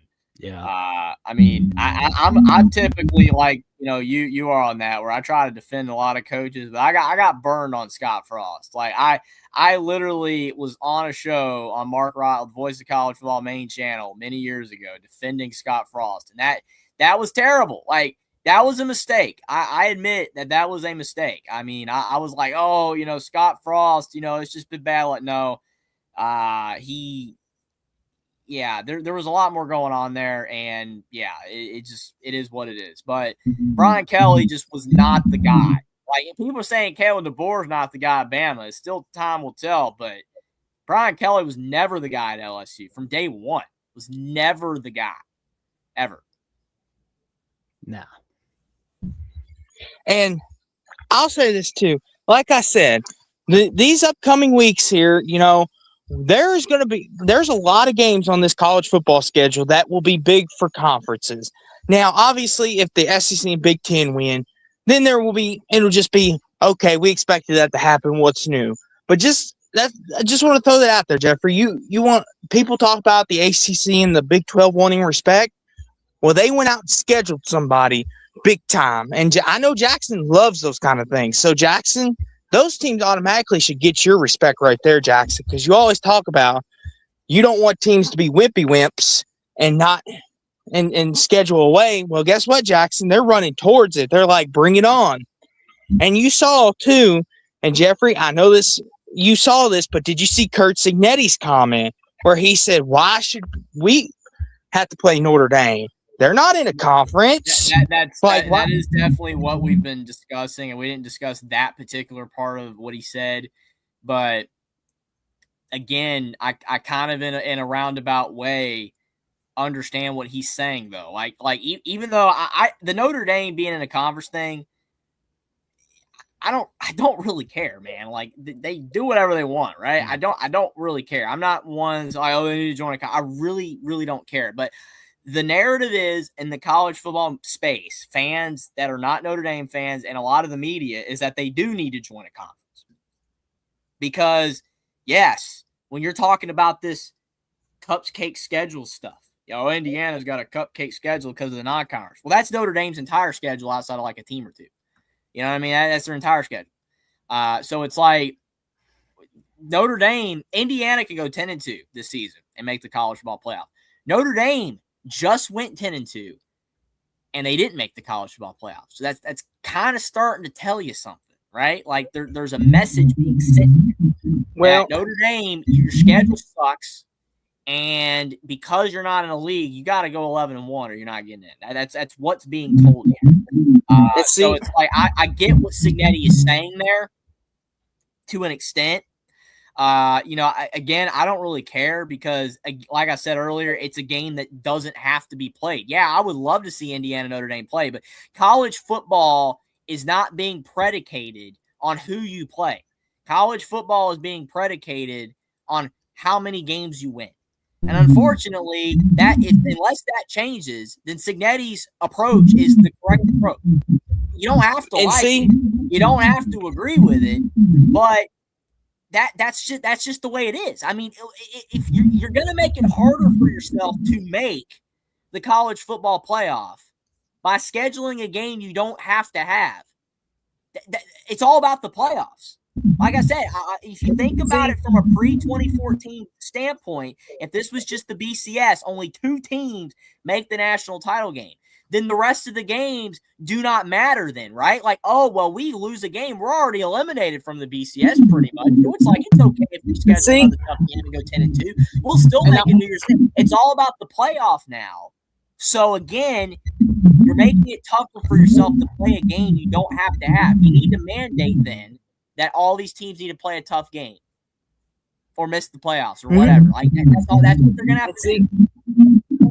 And see, Jeffrey, and I won't point this out, and I know Jackson will have something to say about this part, but the problem was, Jeffrey, the way Notre Dame looked at it, it was Alabama's fault they got left out. Wasn't Miami's. They blamed it on you guys because of SEC bias. It wasn't because of scheduling. They were like, oh, it's because Bama's in the SEC. We didn't stand no chance. And they said, and that's why Notre Dame made the mandate. If we're in the top 12, you are putting us in or else we could sue your butt. And Jeffrey, that's because of you all. Because they thought you all got whipped bad enough. You all should have been left out. What do you all think about that? Do you agree with them on that? What do you think, Jackson? Nah, man, it's like, when I said last year, if you got into the ACC title game, you're in the playoffs. Like, you're in. Like, that's just the way it works, And well, I mean, I said after the game, I didn't think that Alabama was going to get in because they didn't deserve to get in with the performance. But again, the problem is that it all goes back to the playoffs. Like, I know that people get tired of me harping on that probably, but it all goes back to the playoffs. The game itself would not matter if it was a 4-team playoff or if it was a BCS national championship game and the rest are bowl games. It wouldn't matter because Alabama was already out regardless. They had 2 losses. So, win or lose against Georgia, it don't really matter. But again, because it's a 12-team playoff and Alabama was on the end, they were kind of on the fringe. A good performance, hey, you got to do good in the game. Alabama got completely destroyed, and they still let Alabama in the playoffs, which I don't necessarily agree with that. But see, this is why the whole narrative about the conference championship games is going away, which when the playoffs started to expand, I said was a possibility. I foresaw. Oh, it's coming. People are like, well, we don't need to play these games now. Because think about it. If Alabama had missed the college football playoffs, that narrative right now would be a whole lot stronger. Oh, well, Alabama should have just opted out of the game then. Alabama shouldn't even have played in it because they would have been in, and now they just didn't get in. And you could be like, well, what about the Big 12 with BYU? It's the Big 12 and BYU. It's the Big 12. No one cares. I'm sorry, I'm not your fault, but if Alabama had missed the playoffs for that game, then the uproar would have just been complete. The SEC championship game would have been gone the next day. It'd have been over. And unfortunately, these people don't understand that when you keep expanding this playoffs and all that, this is why the conference championship games are on the chopping block. This is why your USC Notre Dames are in jeopardy and they've been going away. And Cignetti's like, well, we're not playing nobody. Cignetti is a byproduct of what college football's space has created itself in. We don't all agree with it, but the people in power, they created this. They created the playoffs. They've created the expansion. They've created the rules. So now you've created Cignetti. You've created a man that is like, well, you're going to let me in anyway, so why am I going to play this game? I mean, it's like Ohio State. People accused Ohio State of not playing well against Indiana. Oh, Indiana only won that game because Ohio State didn't try. Well, I'm sure Ohio State probably didn't give it 110% because the game didn't matter. And why did the game not matter? Because Ohio State was in regardless. It's the same thing when people said, oh, Jeffrey, you're full of crap because you said the Ohio State-Michigan game is not going to matter as much, and it doesn't matter as much. You're already seeing that it doesn't matter as much because Ohio State lost to Michigan, then won the national title, and all people talked about was, wow, we won a national title. There you go. The game doesn't matter as much anymore. It used to be, oh, we have to beat Michigan or not go all season. Well, now it's okay because you lose to Michigan, you still make the playoffs, you still win a national title. That beats everything. So the playoffs and all of this expansion that's what's defabricating. It's just unraveling all of the things we've known about college football, the non-conference tough games, the rivalries. All of these games, all of this stuff, the conference championship, everything that we know and love and the traditions and all this stuff about college football is unraveling because of the playoffs. No one's talking about it because they're just accepting it as it is because it's not going to change. And yeah, you're right. It's not going to change. It's going to keep expanding. It's probably going to go to 24 and it's not going to stop it. But I'm telling you why. Because I think some people are just not thinking or forgetting. This is why. This is why, Jackson. Money is why. But the playoffs, because of the money is generated from that, it is why all this stuff is going away. This is why your non-conference games are disappearing. This is why your conference championship games are going to go away. This is why no one's wanting to play these tough games. All the rivalries, the conference realignment, it's all being predicated off money in the playoffs. It's all about the playoffs, man. Because, again, I'm telling you, Alabama missed the playoffs, the SEC championship game would have been gone. Yeah. It would have been completely gone. And you even had lobbying sessions. And I will say this, too. You had lobbying sessions from ESPN saying Alabama shouldn't be punished for having to play this game. They shouldn't be punished for that. And we remember talking about this. And then I'll ask y'all something about the NFL and Bama players here in just a second before I go. But you remember, we had this conversation. I even asked you guys, I said, what happens if Georgia pummels you? What happens? And you both even told me, you said, that's likely not going to happen. But even if it does, Alabama will still more likely be in because they have gotten this far, and it would diminish the conference championship. And when Georgia punished you all everyone was saying is Bama's the first one out, and it's between Miami, Notre Dame, and BYU. And then BYU did what they did. And it goes back to your point, Jeffrey and Jackson, that if Bama had been left out and they put Notre Dame in, then it would have been, oh, we need to get rid of the SEC championship immediately because we just left out one of our biggest brands. And you would have had these donors and backers, and you would have had them being like, oh, no, we can't have Bama be missing the playoffs. We can't be having that 2 years in a row. We can't have that. Am I far out of line in saying that? No, I agree. I mean, you're right. I mean, the thing with Notre Dame is that if Notre Dame was in the Big Ten or the SEC and they went 10-2, 99% of the time they would be in the college football playoff. Like I said, the precedent is being set that, well, Notre Dame, your schedule's weak. And I know people are like, well, Indiana's schedule was weak. Indiana's schedule was not as weak as Notre Dame. Not even the year before when they went 11-1. And like Notre Dame's schedule the last 2 seasons has been terrible. And I understand Notre Dame fans. Like I get it. They're like, well, it's not our fault. It is your fault because unfortunately, you're not in a conference and teams don't have to play you. Like if you're in a conference, then teams have to play you. But even then, it's not guaranteed you're going to get a tough schedule because A&M's in the SEC, and because these schedules are really these conferences are really big now. Texas A&M didn't even play anybody last year, and their schedule was crap. So it's like you still could. But if Notre Dame goes 10-2, 99% of the time in the Big Ten or the SEC, they're probably in the college football playoff. But they lost the 2 games that matter. They didn't play anybody else because they beat Pittsburgh. Whatever, Pittsburgh's not that good. But again, it's like that's the thing though. Like Notre Dame, I believe. Which is another reason why the whole best teams crap. The playoff, I just love when we were at the 4-team playoff that it was all we heard when we were watching the shows and we were watching the analysis and the breakdowns of the thing. You always heard, you gotta have the 4 best teams. It's all about the 4 best teams. It's not about it's the 4 best teams. We gotta have the 4 best teams. But then now we're just like, all right, well, we'll put James Madison in, and we'll put Tulane in, and we'll put all these whatever, and we'll just leave out some team. Notre Dame.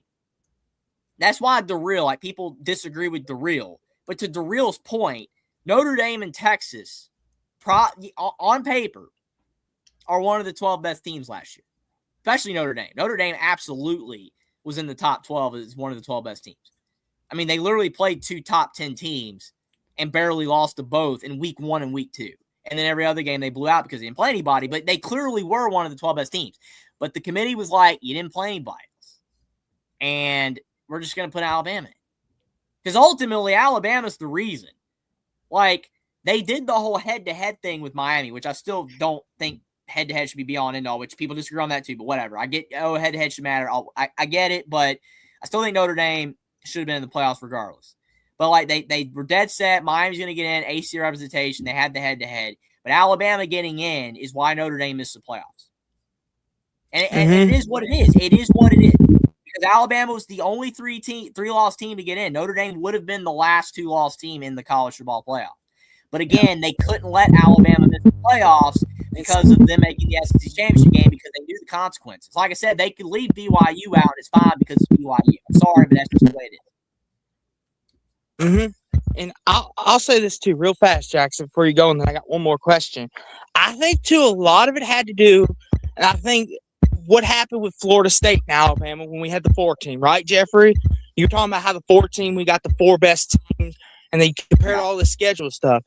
If Alabama had not gotten in over Florida State that year, I don't think this would have been as big of an issue. I think that Florida State getting left out is a huge domino effect on this. As crazy as that sounds, I think it's a domino effect because if Bama had gotten left out and they had gotten in this year, they'd have been like, okay, we could let it slide this time. But the fact that you all were picked over Florida State, who went undefeated and won a major conference title, which was unprecedented, first time in history that's happened in the 4-team playoff because they had set the precedent. You go undefeated and win a major conference, you're in 100% of the time. And then the committee is like, no, sorry, your quarterback got hurt. Come on in, Bama. Let's ride it. The problem is that season and that experience is when you started to see the shift, where instead of it being the 4 best teams, it was basically the 4, I don't know, like most popular teams or the 4 most like brand appeal teams or basically SEC Big Ten, pretty much every time. Because arguably like Florida State was probably not one of the 4 best teams, even with Travis. I mean, I'm not gonna lie, they probably weren't. But based off the old criteria, it was supposed to be the 4 best teams. But they still let teams like Washington in. They still let Cincinnati get in. You know, like they let Michigan State get in. They let a lot of teams get in the 4-team playoffs that really weren't one of the 4 best teams, but they won the games. So in reality, that's why like all this stuff is just so ridiculous. Because the old narrative was all about the 4 best teams. They never really ever put the 4 best teams in because it was all about winning.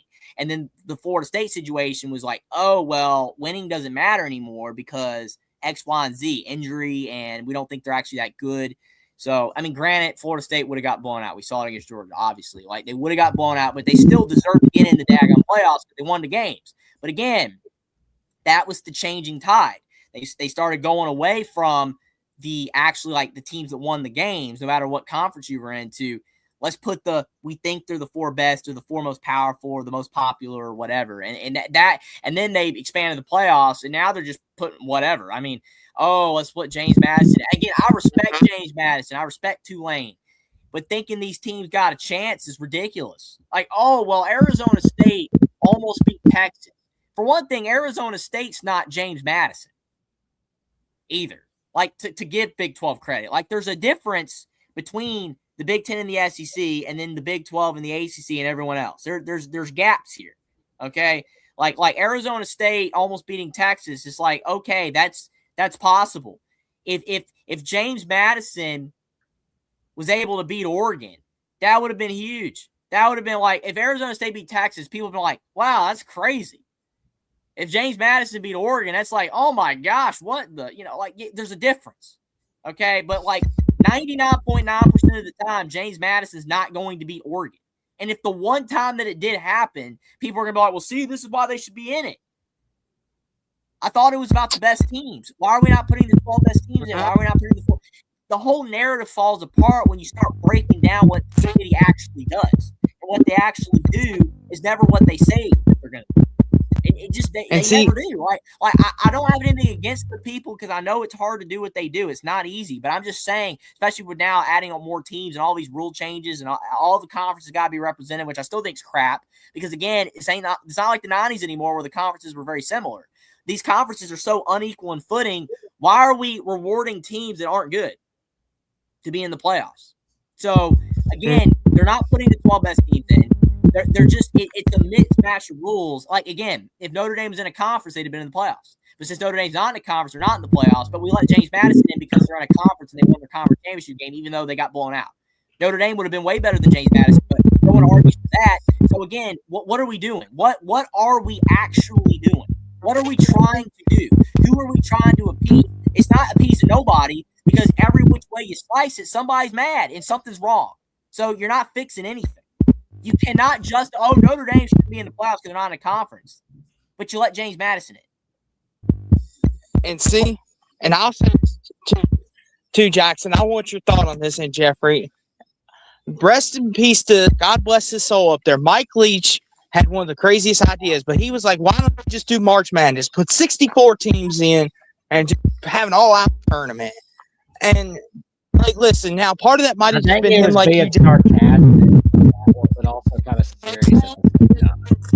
Mike Leach, I can never tell with him. But if he was being serious, like Jeffrey, then that goes back to your point. Then why play the regular season? Just seed everybody and let's make a round robin tournament, and we'll get to the finals one way or another. Like, what do you think, guys? If they were to do that, would you all be for that?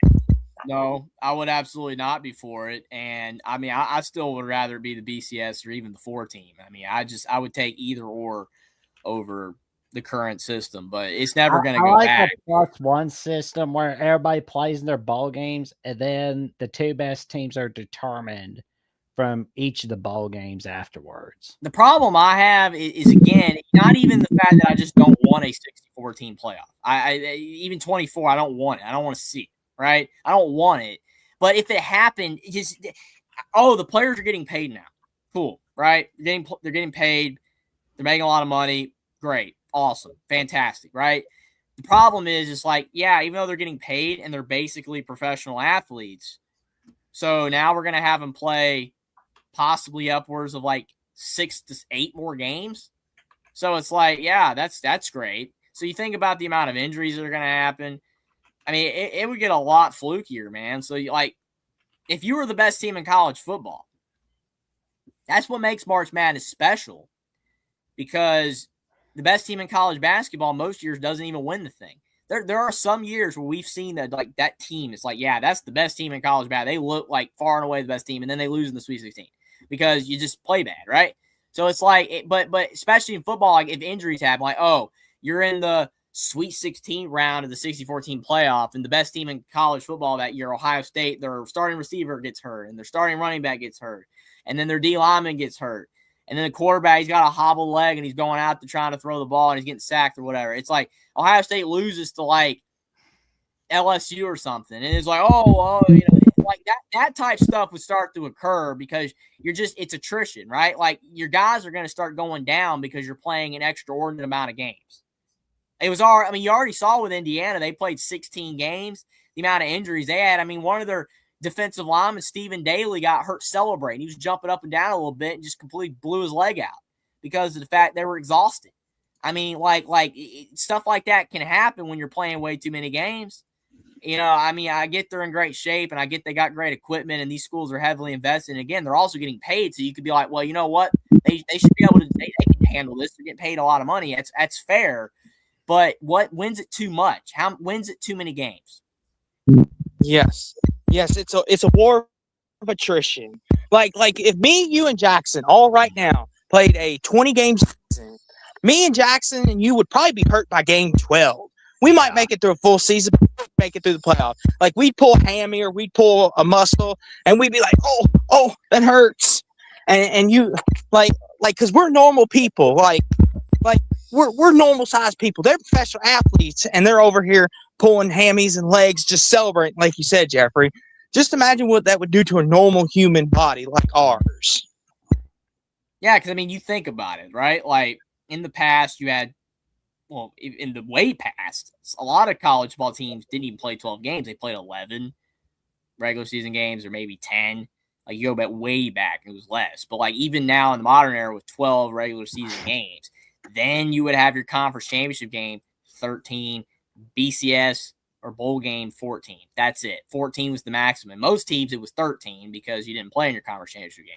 So 13 was the maximum. But now you're getting teams playing 15, 16, 14 on a regular basis. And if you expand to 24 or 48 or whatever, you're adding a 17th game, an 18th game, a 19th game possibly. Like it's just, to me, I understand that only a few of these teams would be playing that many, but it would start to get really difficult. I think there's a point where you just can't exceed it. I think we're at that point now.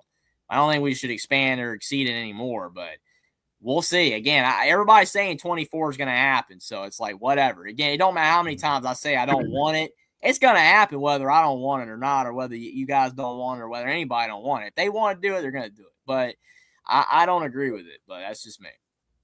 For a lot of reasons. And my last question is the NFL preseason. And, of course, this is the Bama show. So, well, first off, Jeffrey, did you catch any of Mendoza's performance tonight? I've seen the pick six probably about 10 times. That was showcased like, oh, no, he's a bust. Like, that's what the entire internet's saying. And I'm just like, dude, he made a bad play. Like, everybody NFL. What's funny to me about it is how everyone was talking about how great he was after the Indiana season and his statistics and his performance and, like how he handles himself. Like he handles himself like an amazing, like young guy, whatever you want to say. Like he does great with interviews, seems like a really likable guy, stand-up guy, said all the right things, seemingly does all the right things, all that type of stuff. And his stats on the field were fantastic. But then now it's like he's in the NFL and people are like, oh, well, he's not that fast and he's kind of slow and his arm talent's poor and all. And I'm just like, well, if all of this is true, I'm not saying people are wrong on that. I do think there are flaws in his profile, but I don't know, man. Like how do we just 360 and all of a sudden to, oh, he's great, to now he stinks because he's made a couple bad throws. Everybody makes a couple bad throws. I'm not saying whether he's going to be a bust or not because that's hard to determine. I think he's got a great shot to succeed. I think he'd have a much better chance to succeed if he wasn't on the Raiders. But I do think Kirk Cousins will help. But still, I just don't understand why people flip so fast on a player. Like that's the thing I don't understand. Like people just do this. That's the thing too. And I'll get to my question here. It's Jeffrey, and the game speeds up in the NFL because they're all pro athletes. And even they said it tonight after Mendoza threw the pick. And they even talked about it with Troy Aikman and Joe Buck, which I love those guys, one of my favorite commentary groups. Cowboys legend Troy Aikman, by the way, Jackson. Don't you forget it. I had to throw that. But some tells me they we're were going to see Tony Romo call games on Netflix or Amazon Prime. Because, I mean, like CBS. Really good opportunity for that to happen, Jackson. I would agree with you on that. Yeah, because, like, CBS is like, well, we don't want to, we don't condone this bad behavior. Netflix is going to be like, oh, we'll take them. Oh, by the way, we got some Christmas Day games. But I can see that happen, honestly. Because, I mean, like CBS is not in the days of Gunsmoke anymore, or All in the Family. They're not in those days anymore. I mean, they're getting bit. They're going to get bit in these next editions of the TV contract for the sports world. Not that I want to see it. I don't. I mean, like, I still want to see some college football there. But this makes me think, like, if they're throwing out Tony Romo, they're basically saying it's basically telling me they're going to lose NFL rights to somebody. It's just like the 90s where they lost the NFC side of the NFL to Fox. And they're going to be losing to Amazon Prime and Netflix, one of them or both of them. But one way or another, I feel like that's happening. But if they're like, you know what? We'll suspend Romo for a few weeks, then just kind of let him broadcast the games for November and December, then it's telling me, okay, they want the NFL's money. They don't want to lose the NFL again like they did in the 90s. They don't want to do that again. And I'll say this too, Jackson. You might have a point on that as well with the next TV contracts and all that. But to the point, though, of they were talking about how the NFL game speed is different than college speed. Because in college, it's more slow. You can kind of think more. You kind of be like, okay, I see this guy here. I know my guy's got this speed advantage. I could throw this out route or I could throw this curl. It's things like that. In the NFL, everyone's pretty much even Steven. There is no advantages unless you're like the top, unless you're the Devontae Adams of our world, Justin Jefferson, all that good stuff. But what I want to ask you guys is, just give me 2 or 3, and either one of you can give it, 2 or 3 Alabama players you hope makes it on to NFL rosters this year. Just 2 or 3. Well, let's see. Let's look at some guys, shall we? Like, obviously, we know Pat Simpson's going to make it onto a roster, so we can count him out of this. I mean, he's definitely number one. I want Todd Simpson to not only make the roster, stay on the roster, and then be this quarterback one day. I would love to see that. Obviously, it's not part of the question, but I mean, he definitely is a guy, you know, especially after. I mean, like in this modern era of the world, you got to have the utmost respect for the guy for not only staying at being a backup all those years. He didn't transfer to Miami when they offered him all that money. He's like, I don't want to ruin my legacy. Like, I can respect that. So, I mean, that I don't know, man. Like, yeah, he's number one for sure. Wait, that's true? Miami actually offered him money? That's actually true. From all accounts, okay. I know it was true. Right, Jackson? That was true. Yeah. I mean, it was pretty much everywhere that Miami offered him about $7 million or $8 million to go. That's from all reports I've heard. That was true. Well, honestly, you know, I do want to see Overton, which, I mean, I think Overton is already on a roster. Like, he's good to go, like, for the Cowboys. Like, I want to see him make some good. How about them Cowboys, good buddy? This might be our year. Oh, I got to stop. Anywho, continue on. I get excited, Jackson. Tim Keenan III. Really, I got one for you. Jam Miller. I hope Jam Miller makes a team, especially with all of his injuries and stuff. I would love to see Jam Miller. With the Patriots. And then Josh Cuevas. Yep. Those two are big. Now, Josh Cuevas and Jam Miller. Now, Jam Miller, that was one I had in mind because the injury's a tricky part because a team has to take a risk on him. What's a team you think that would take a risk on him? If there's a team, I know he's on the Patriots, but let's say the Patriots don't want him. Is there a team right now you can see him where they'd be like, let's take a risk on this guy. We need another back. We like him. Are we thinking he could be someone like to go to the Jets and back up Breece Hall? Who do we think could take a flyer on it? That's kind of tough. What do you think, Jack? What was questioning in Austin? He's asking what team you think would take a chance on Jam Miller if the Patriots let him go. I mean, Chiefs probably take anybody. It's fair. That's fair. Caden Proctor. We'll see. He should be on a roster this year, right? He's gonna make the Dolphins. So okay. Well, because I know he's had off the field issues, and sometimes that could deter teams. I know he was picked high. That's why I said he should be if he keeps his nose clean. Quavis. I'm trying to see who else. Trying to think. Is there anybody else that we're missing that could make a roster or is guaranteed a roster spot for Bama? I mean, like Jerry Bernard. We got Bernard. Yeah, with the Steelers. He's gonna make it. He's gonna make the team for sure and play probably. I worry for Parker Brailsford and Justin Jefferson, where it's like, are you going to get cut by the Browns? Are you going to be staying with the Browns? What's going on there? Like, I don't know which is worse for those guys. I mean, hey, Sports Talk with Austin, I have to break in here, though. Troy V says something is funny. He says, breaking news. Dallas has just been eliminated from the playoffs. What is your response to that?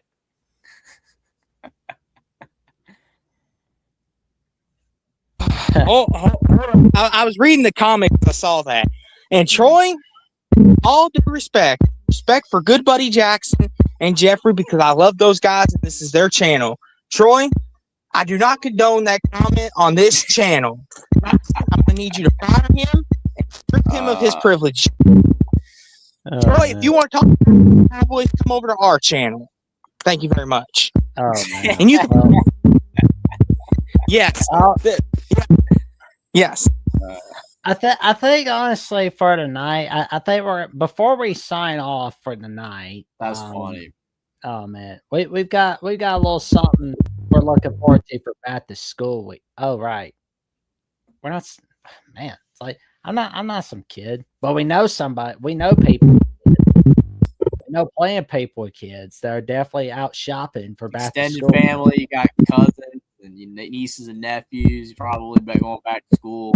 You have siblings as well if you got siblings. Like back to school is a big time for a lot of people, even college students. Like get them a gift. You got a website with a lot of great merch. Voice of College of Alabama game day mug, tumbler, t-shirts, like all the stuff you need. For going back to school. So absolutely. And listen, here's a great idea to all of our kids and teenagers out there, and do it responsibly, but we all know our parents love to drink coffee in the morning as they send us off on the school bus. I know my mom always did, and what perfect gift for that. Mom, you need a good coffee mug. I know where we could get one, Mom. Let's get one in Alabama, the voice of college football. Let's get a coffee mug. We can creamer, sugar, vanilla frappe in it. Mom, you could get it cooking up in there. I mean, like, look at Jackson. He's got one. He's got a coffee mug. Perfect for sipping. I'm sure Jeffrey takes coffee with him. It's perfect. Or water. Some people are water drinkers. I mean, and Jackson, correct me if I'm wrong, but is there something for our fluffy animals? Oh, yeah. Let's not forget about puppy dogs. I love puppy dogs and cats. We got something for them too, right? Not yet, but we'll definitely get there. We will definitely get there soon. That is for sure. I'm sorry, puppy dogs and cats. Uncle Jackson don't got you supplied yet, but don't you worry. He'll have something for you. Contact voicecollegefootball@gmail.com and they'll get right back to you on that. Wait a minute. Trojan Frank, you weren't alive in 2000 when Alabama went to UCLA? For real? Wow. Or was it 2002 when Alabama went to Hawaii? Because I know Alabama went to Hawaii 2002 because they had that postseason ban. So they kind of had that little 2 games of one, that 3-game series with Hawaii. They played Hawaii 2002, played them in 2003, and 2006. No. The 2 road games were at Hawaii, 2002 and 2003. Like 2003 was pitiful, anyways. But June Jones had a good time for a long time. 2006, Bama contact not until September 2nd. Although that's vacated by the NCAA, but I mean, not vacated from the mind. So Now, Jackson, the year you all played us in Florida, does that count? Because that was in Orlando that year, right? In 2019, no, 28, but that's not West, not West Coast. That's East Coast. Okay, my bad. Yeah, because that Yeah. was the year after you all killed us. I remember that. Yeah, because that was in Orlando. That was Tua's coming out party. I remember that game very vividly. Well, Bobby Petrino. Oh, man. Yep, there we go.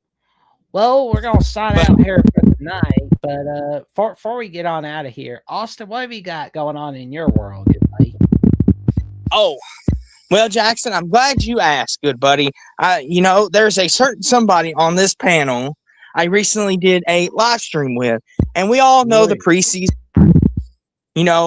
The AP top 25 in coaches poll recently came out, and me and Jeffrey, that beautiful man that's covering his face right now, we did a live stream on that. We talked about that, gave our thoughts on that, where we thought teams would be ranked. We talked about Alabama and Texas Tech being neck and neck. Jackson, we talked about that over the phone. That was the topic of conversation with me and Jeffrey. We talked about Louisville. We talked about Clemson getting the benefit of the doubt at the coaches poll. We talked about a lot of good stuff in that. So go check that out. And I'm sure Jackson and Jeffrey, y'all talked about that on Monday as well with Travion. Go check that out as well. Lots of good stuff. And college football is coming right back. The NFL is coming back. It's going to be a good time for a long time, as Jackson says. And before you know it, fellas, we'll be watching the Dublin-Ireland game and watching good old Bill Belichick once again on that football field. And hopefully winning for Jeffrey's sake. Because, Jeffrey, you need a win for North Carolina. Hey, I'm going in with low expectations, man. Very low expectations. We'll see what happens. They're going to win the ACC for you. There we go. And we'll definitely be seeing Austin later on, all right there. And Jeffrey, what magic have you got cooking this week, good buddy? Definitely going to try to have some more preseason content. Definitely, I got a prediction video for Alabama. Oh, yeah. Got a prediction video for Indiana for my 2026 record predictions. I'll probably try to do some more, maybe conference predictions or some more teams. We'll see. Just some more preseason content. I'm sure I'll do more live streams as well as the season gets closer, and we'll be starting very, very soon. But I definitely had fun with Austin doing the AP reaction stream and those videos as well. So definitely appreciate people that have checked out my channel, Only Talk Sports. It means a lot. Definitely could not do it without you guys. And it's always a ton of fun talking sports every single day, or at least I try to. But definitely follow me on X as well if you want to know when I'm going live or videos I got coming out. But definitely also for Alabama Voice of College Football to know when I'm going live with Jackson and Travion on Mondays and Jackson every Thursday at 10 o'clock. It was a little later tonight, but 10 o'clock is supposed to be 10 o'clock. And do appreciate everybody that tuned in tonight. It was a great conversation with a lot of great guests and callers. Just love talking football, whether NFL, college football, or just whatever we start talking about with you guys. It's a great time. What the passion, opinions that we have on everything. Because that's what drives the conversation. Like what makes us love watching and talking, about college football all the time is when we go back and forth and have all these conversations. So it's like I love it. Definitely appreciate you guys a lot and appreciate everybody that's helping us get closer to 3,500 subscribers. Appreciate it a lot. It's been a great journey, and we're only 2 shows away from 100, man. I cannot believe it on the college show. It's gonna be crazy, man. There we go. You can find me on Jackson Johnson 979, where I think I'm gonna have some Jackson episodes coming soon, but we're gonna wait and see, but we're gonna get something going on in September and October and November. That I can tell you, of course. But you can find me on College Sports Insiders, Mountaineer Paul. You can find me on SEC at the Voice of College Football, Wednesday nights with Tucker Harlan and Andrew Miller. You can find me right here on Alabama with the Voice of College Football. You can find me writing articles on the Voice of College Football Network on vocfb.com. You can also find me, for more updates what I've got going on in my world. Check me out, Jackson VOCFB on @/Twitter or on Instagram and Threads, Jackson Johns 543908. Or if you just want to see me ramble on about why it's kind of to be crashing out on a television show for 6 hours and not getting super chats, do what John and TJ do. Just be $100 for every hour. We'll go live for 10 hours, but only for $100 for every hour. Don't be going 6 hours. Don't be pre-recording for nothing for 6 hours. Come on, man. Good grief. But with that being said, but we will say, of course, before we sign on out of here, we do want to make sure, once again, as we did earlier tonight, we want to pay respect to Joey Foster because, he's not doing well, of course. He is a friend of the Voice College Football Network. So I, talked with Yvette, Monday night. That's why you kind of saw me, turning off screen here and there, because I was on the phone on Discord, just direct messaging. Then as soon as we got off the show, we talked about what's going on. And, the health situation is not looking good for Joey at the moment. But, we just will let you know, I got this little super chat, not super chat, this GoFundMe, of course. And it's all going to go to Vivette, Joey, and the kids and the grandkids, of course. And, we talked about, he's been in hospice, so he's got 3 spots. But, that I was like, you know what? Joey has had a lot to do with, he's one of the main reasons why Jeffrey and I are talking to one another, of course. And, he's played a huge part in Mark Rogers, the Voice College Football Network. And, he's played a part in Gold Bluetooth's career. And, you see him from, Pigskin Pete and Uncle Lou and Traveling Fools and all those guys, And honestly, it was and don't forget Tim Prangle. That's another guy as well. George Bowman, Tiger Paul Craven, John D'Animo. I mean, there's so many names I could list off of that Joey has helped get out there within the network. He's had a major impact on the entire community and on tons of different people. And I agree 100%, Jackson. I mean, definitely prayers for Joey Foster. Definitely, like you said, on the GoFundMe, anybody that's able to help out would definitely be very, very appreciated and welcome, because Joey Foster, like Jackson said, I mean, he's a great guy, and he was a fantastic part of the Voice of College Football over the years, and it would not be the same everything today without him. It's just definitely hope he'll be okay. Yeah, and we're praying for him, of course. He's in our prayers. And, and definitely to end this show with a bang. There we go. Alabama, Washington, home and home. That would remind me of 1978, 1978, of course. That was pretty fun. I do love looking back at the 78 game. I mean, that was a crazy game. I mean, people talk about Alabama had a hard time against USC because, I mean, they got smacked by Paul McDonald, of course. But, I mean, going against that Washington team, good grief. LaDon James, being inspired by Bear Bryant, and then in turn inspiring Nick Saban, that's pretty cool. I do want to see an Alabama Washington home and home. That would be so cool. I would not be against it again, especially if the rules get changed where they mandate playing games like that. I would definitely be for an Alabama Washington series. I'll mandate, me personally, if that were me, I would mandate it for teams that were in the national in the playoffs and blue bloods. But if you're a pitiful school, I won't do that to you too much. I'm not gonna make you. I think Chris Cignetti's he'll say Indiana's still a pitiful school. Well, I mean, if Indiana was scooting their butts across Florida, I mean, historically, yes, they are. I mean, they're still their win percentage is 43%. I mean, it's tongue in cheek, but currently they're great. Historically, awful. So it's just it is hilarious. But of course, with that being said, Like, comment, subscribe, click on the notification bell so you never miss another video whatsoever. We'll see you Monday night, 6 p.m. Central, 7 p.m. Eastern Time. If we got a quarterback decision by that time, but if we don't, no worries. We'll definitely have a video out for you on that, of course. But, we'll be seeing you soon. We're getting things rocking and rolling. See you Monday night. See you next week. And roll Tide.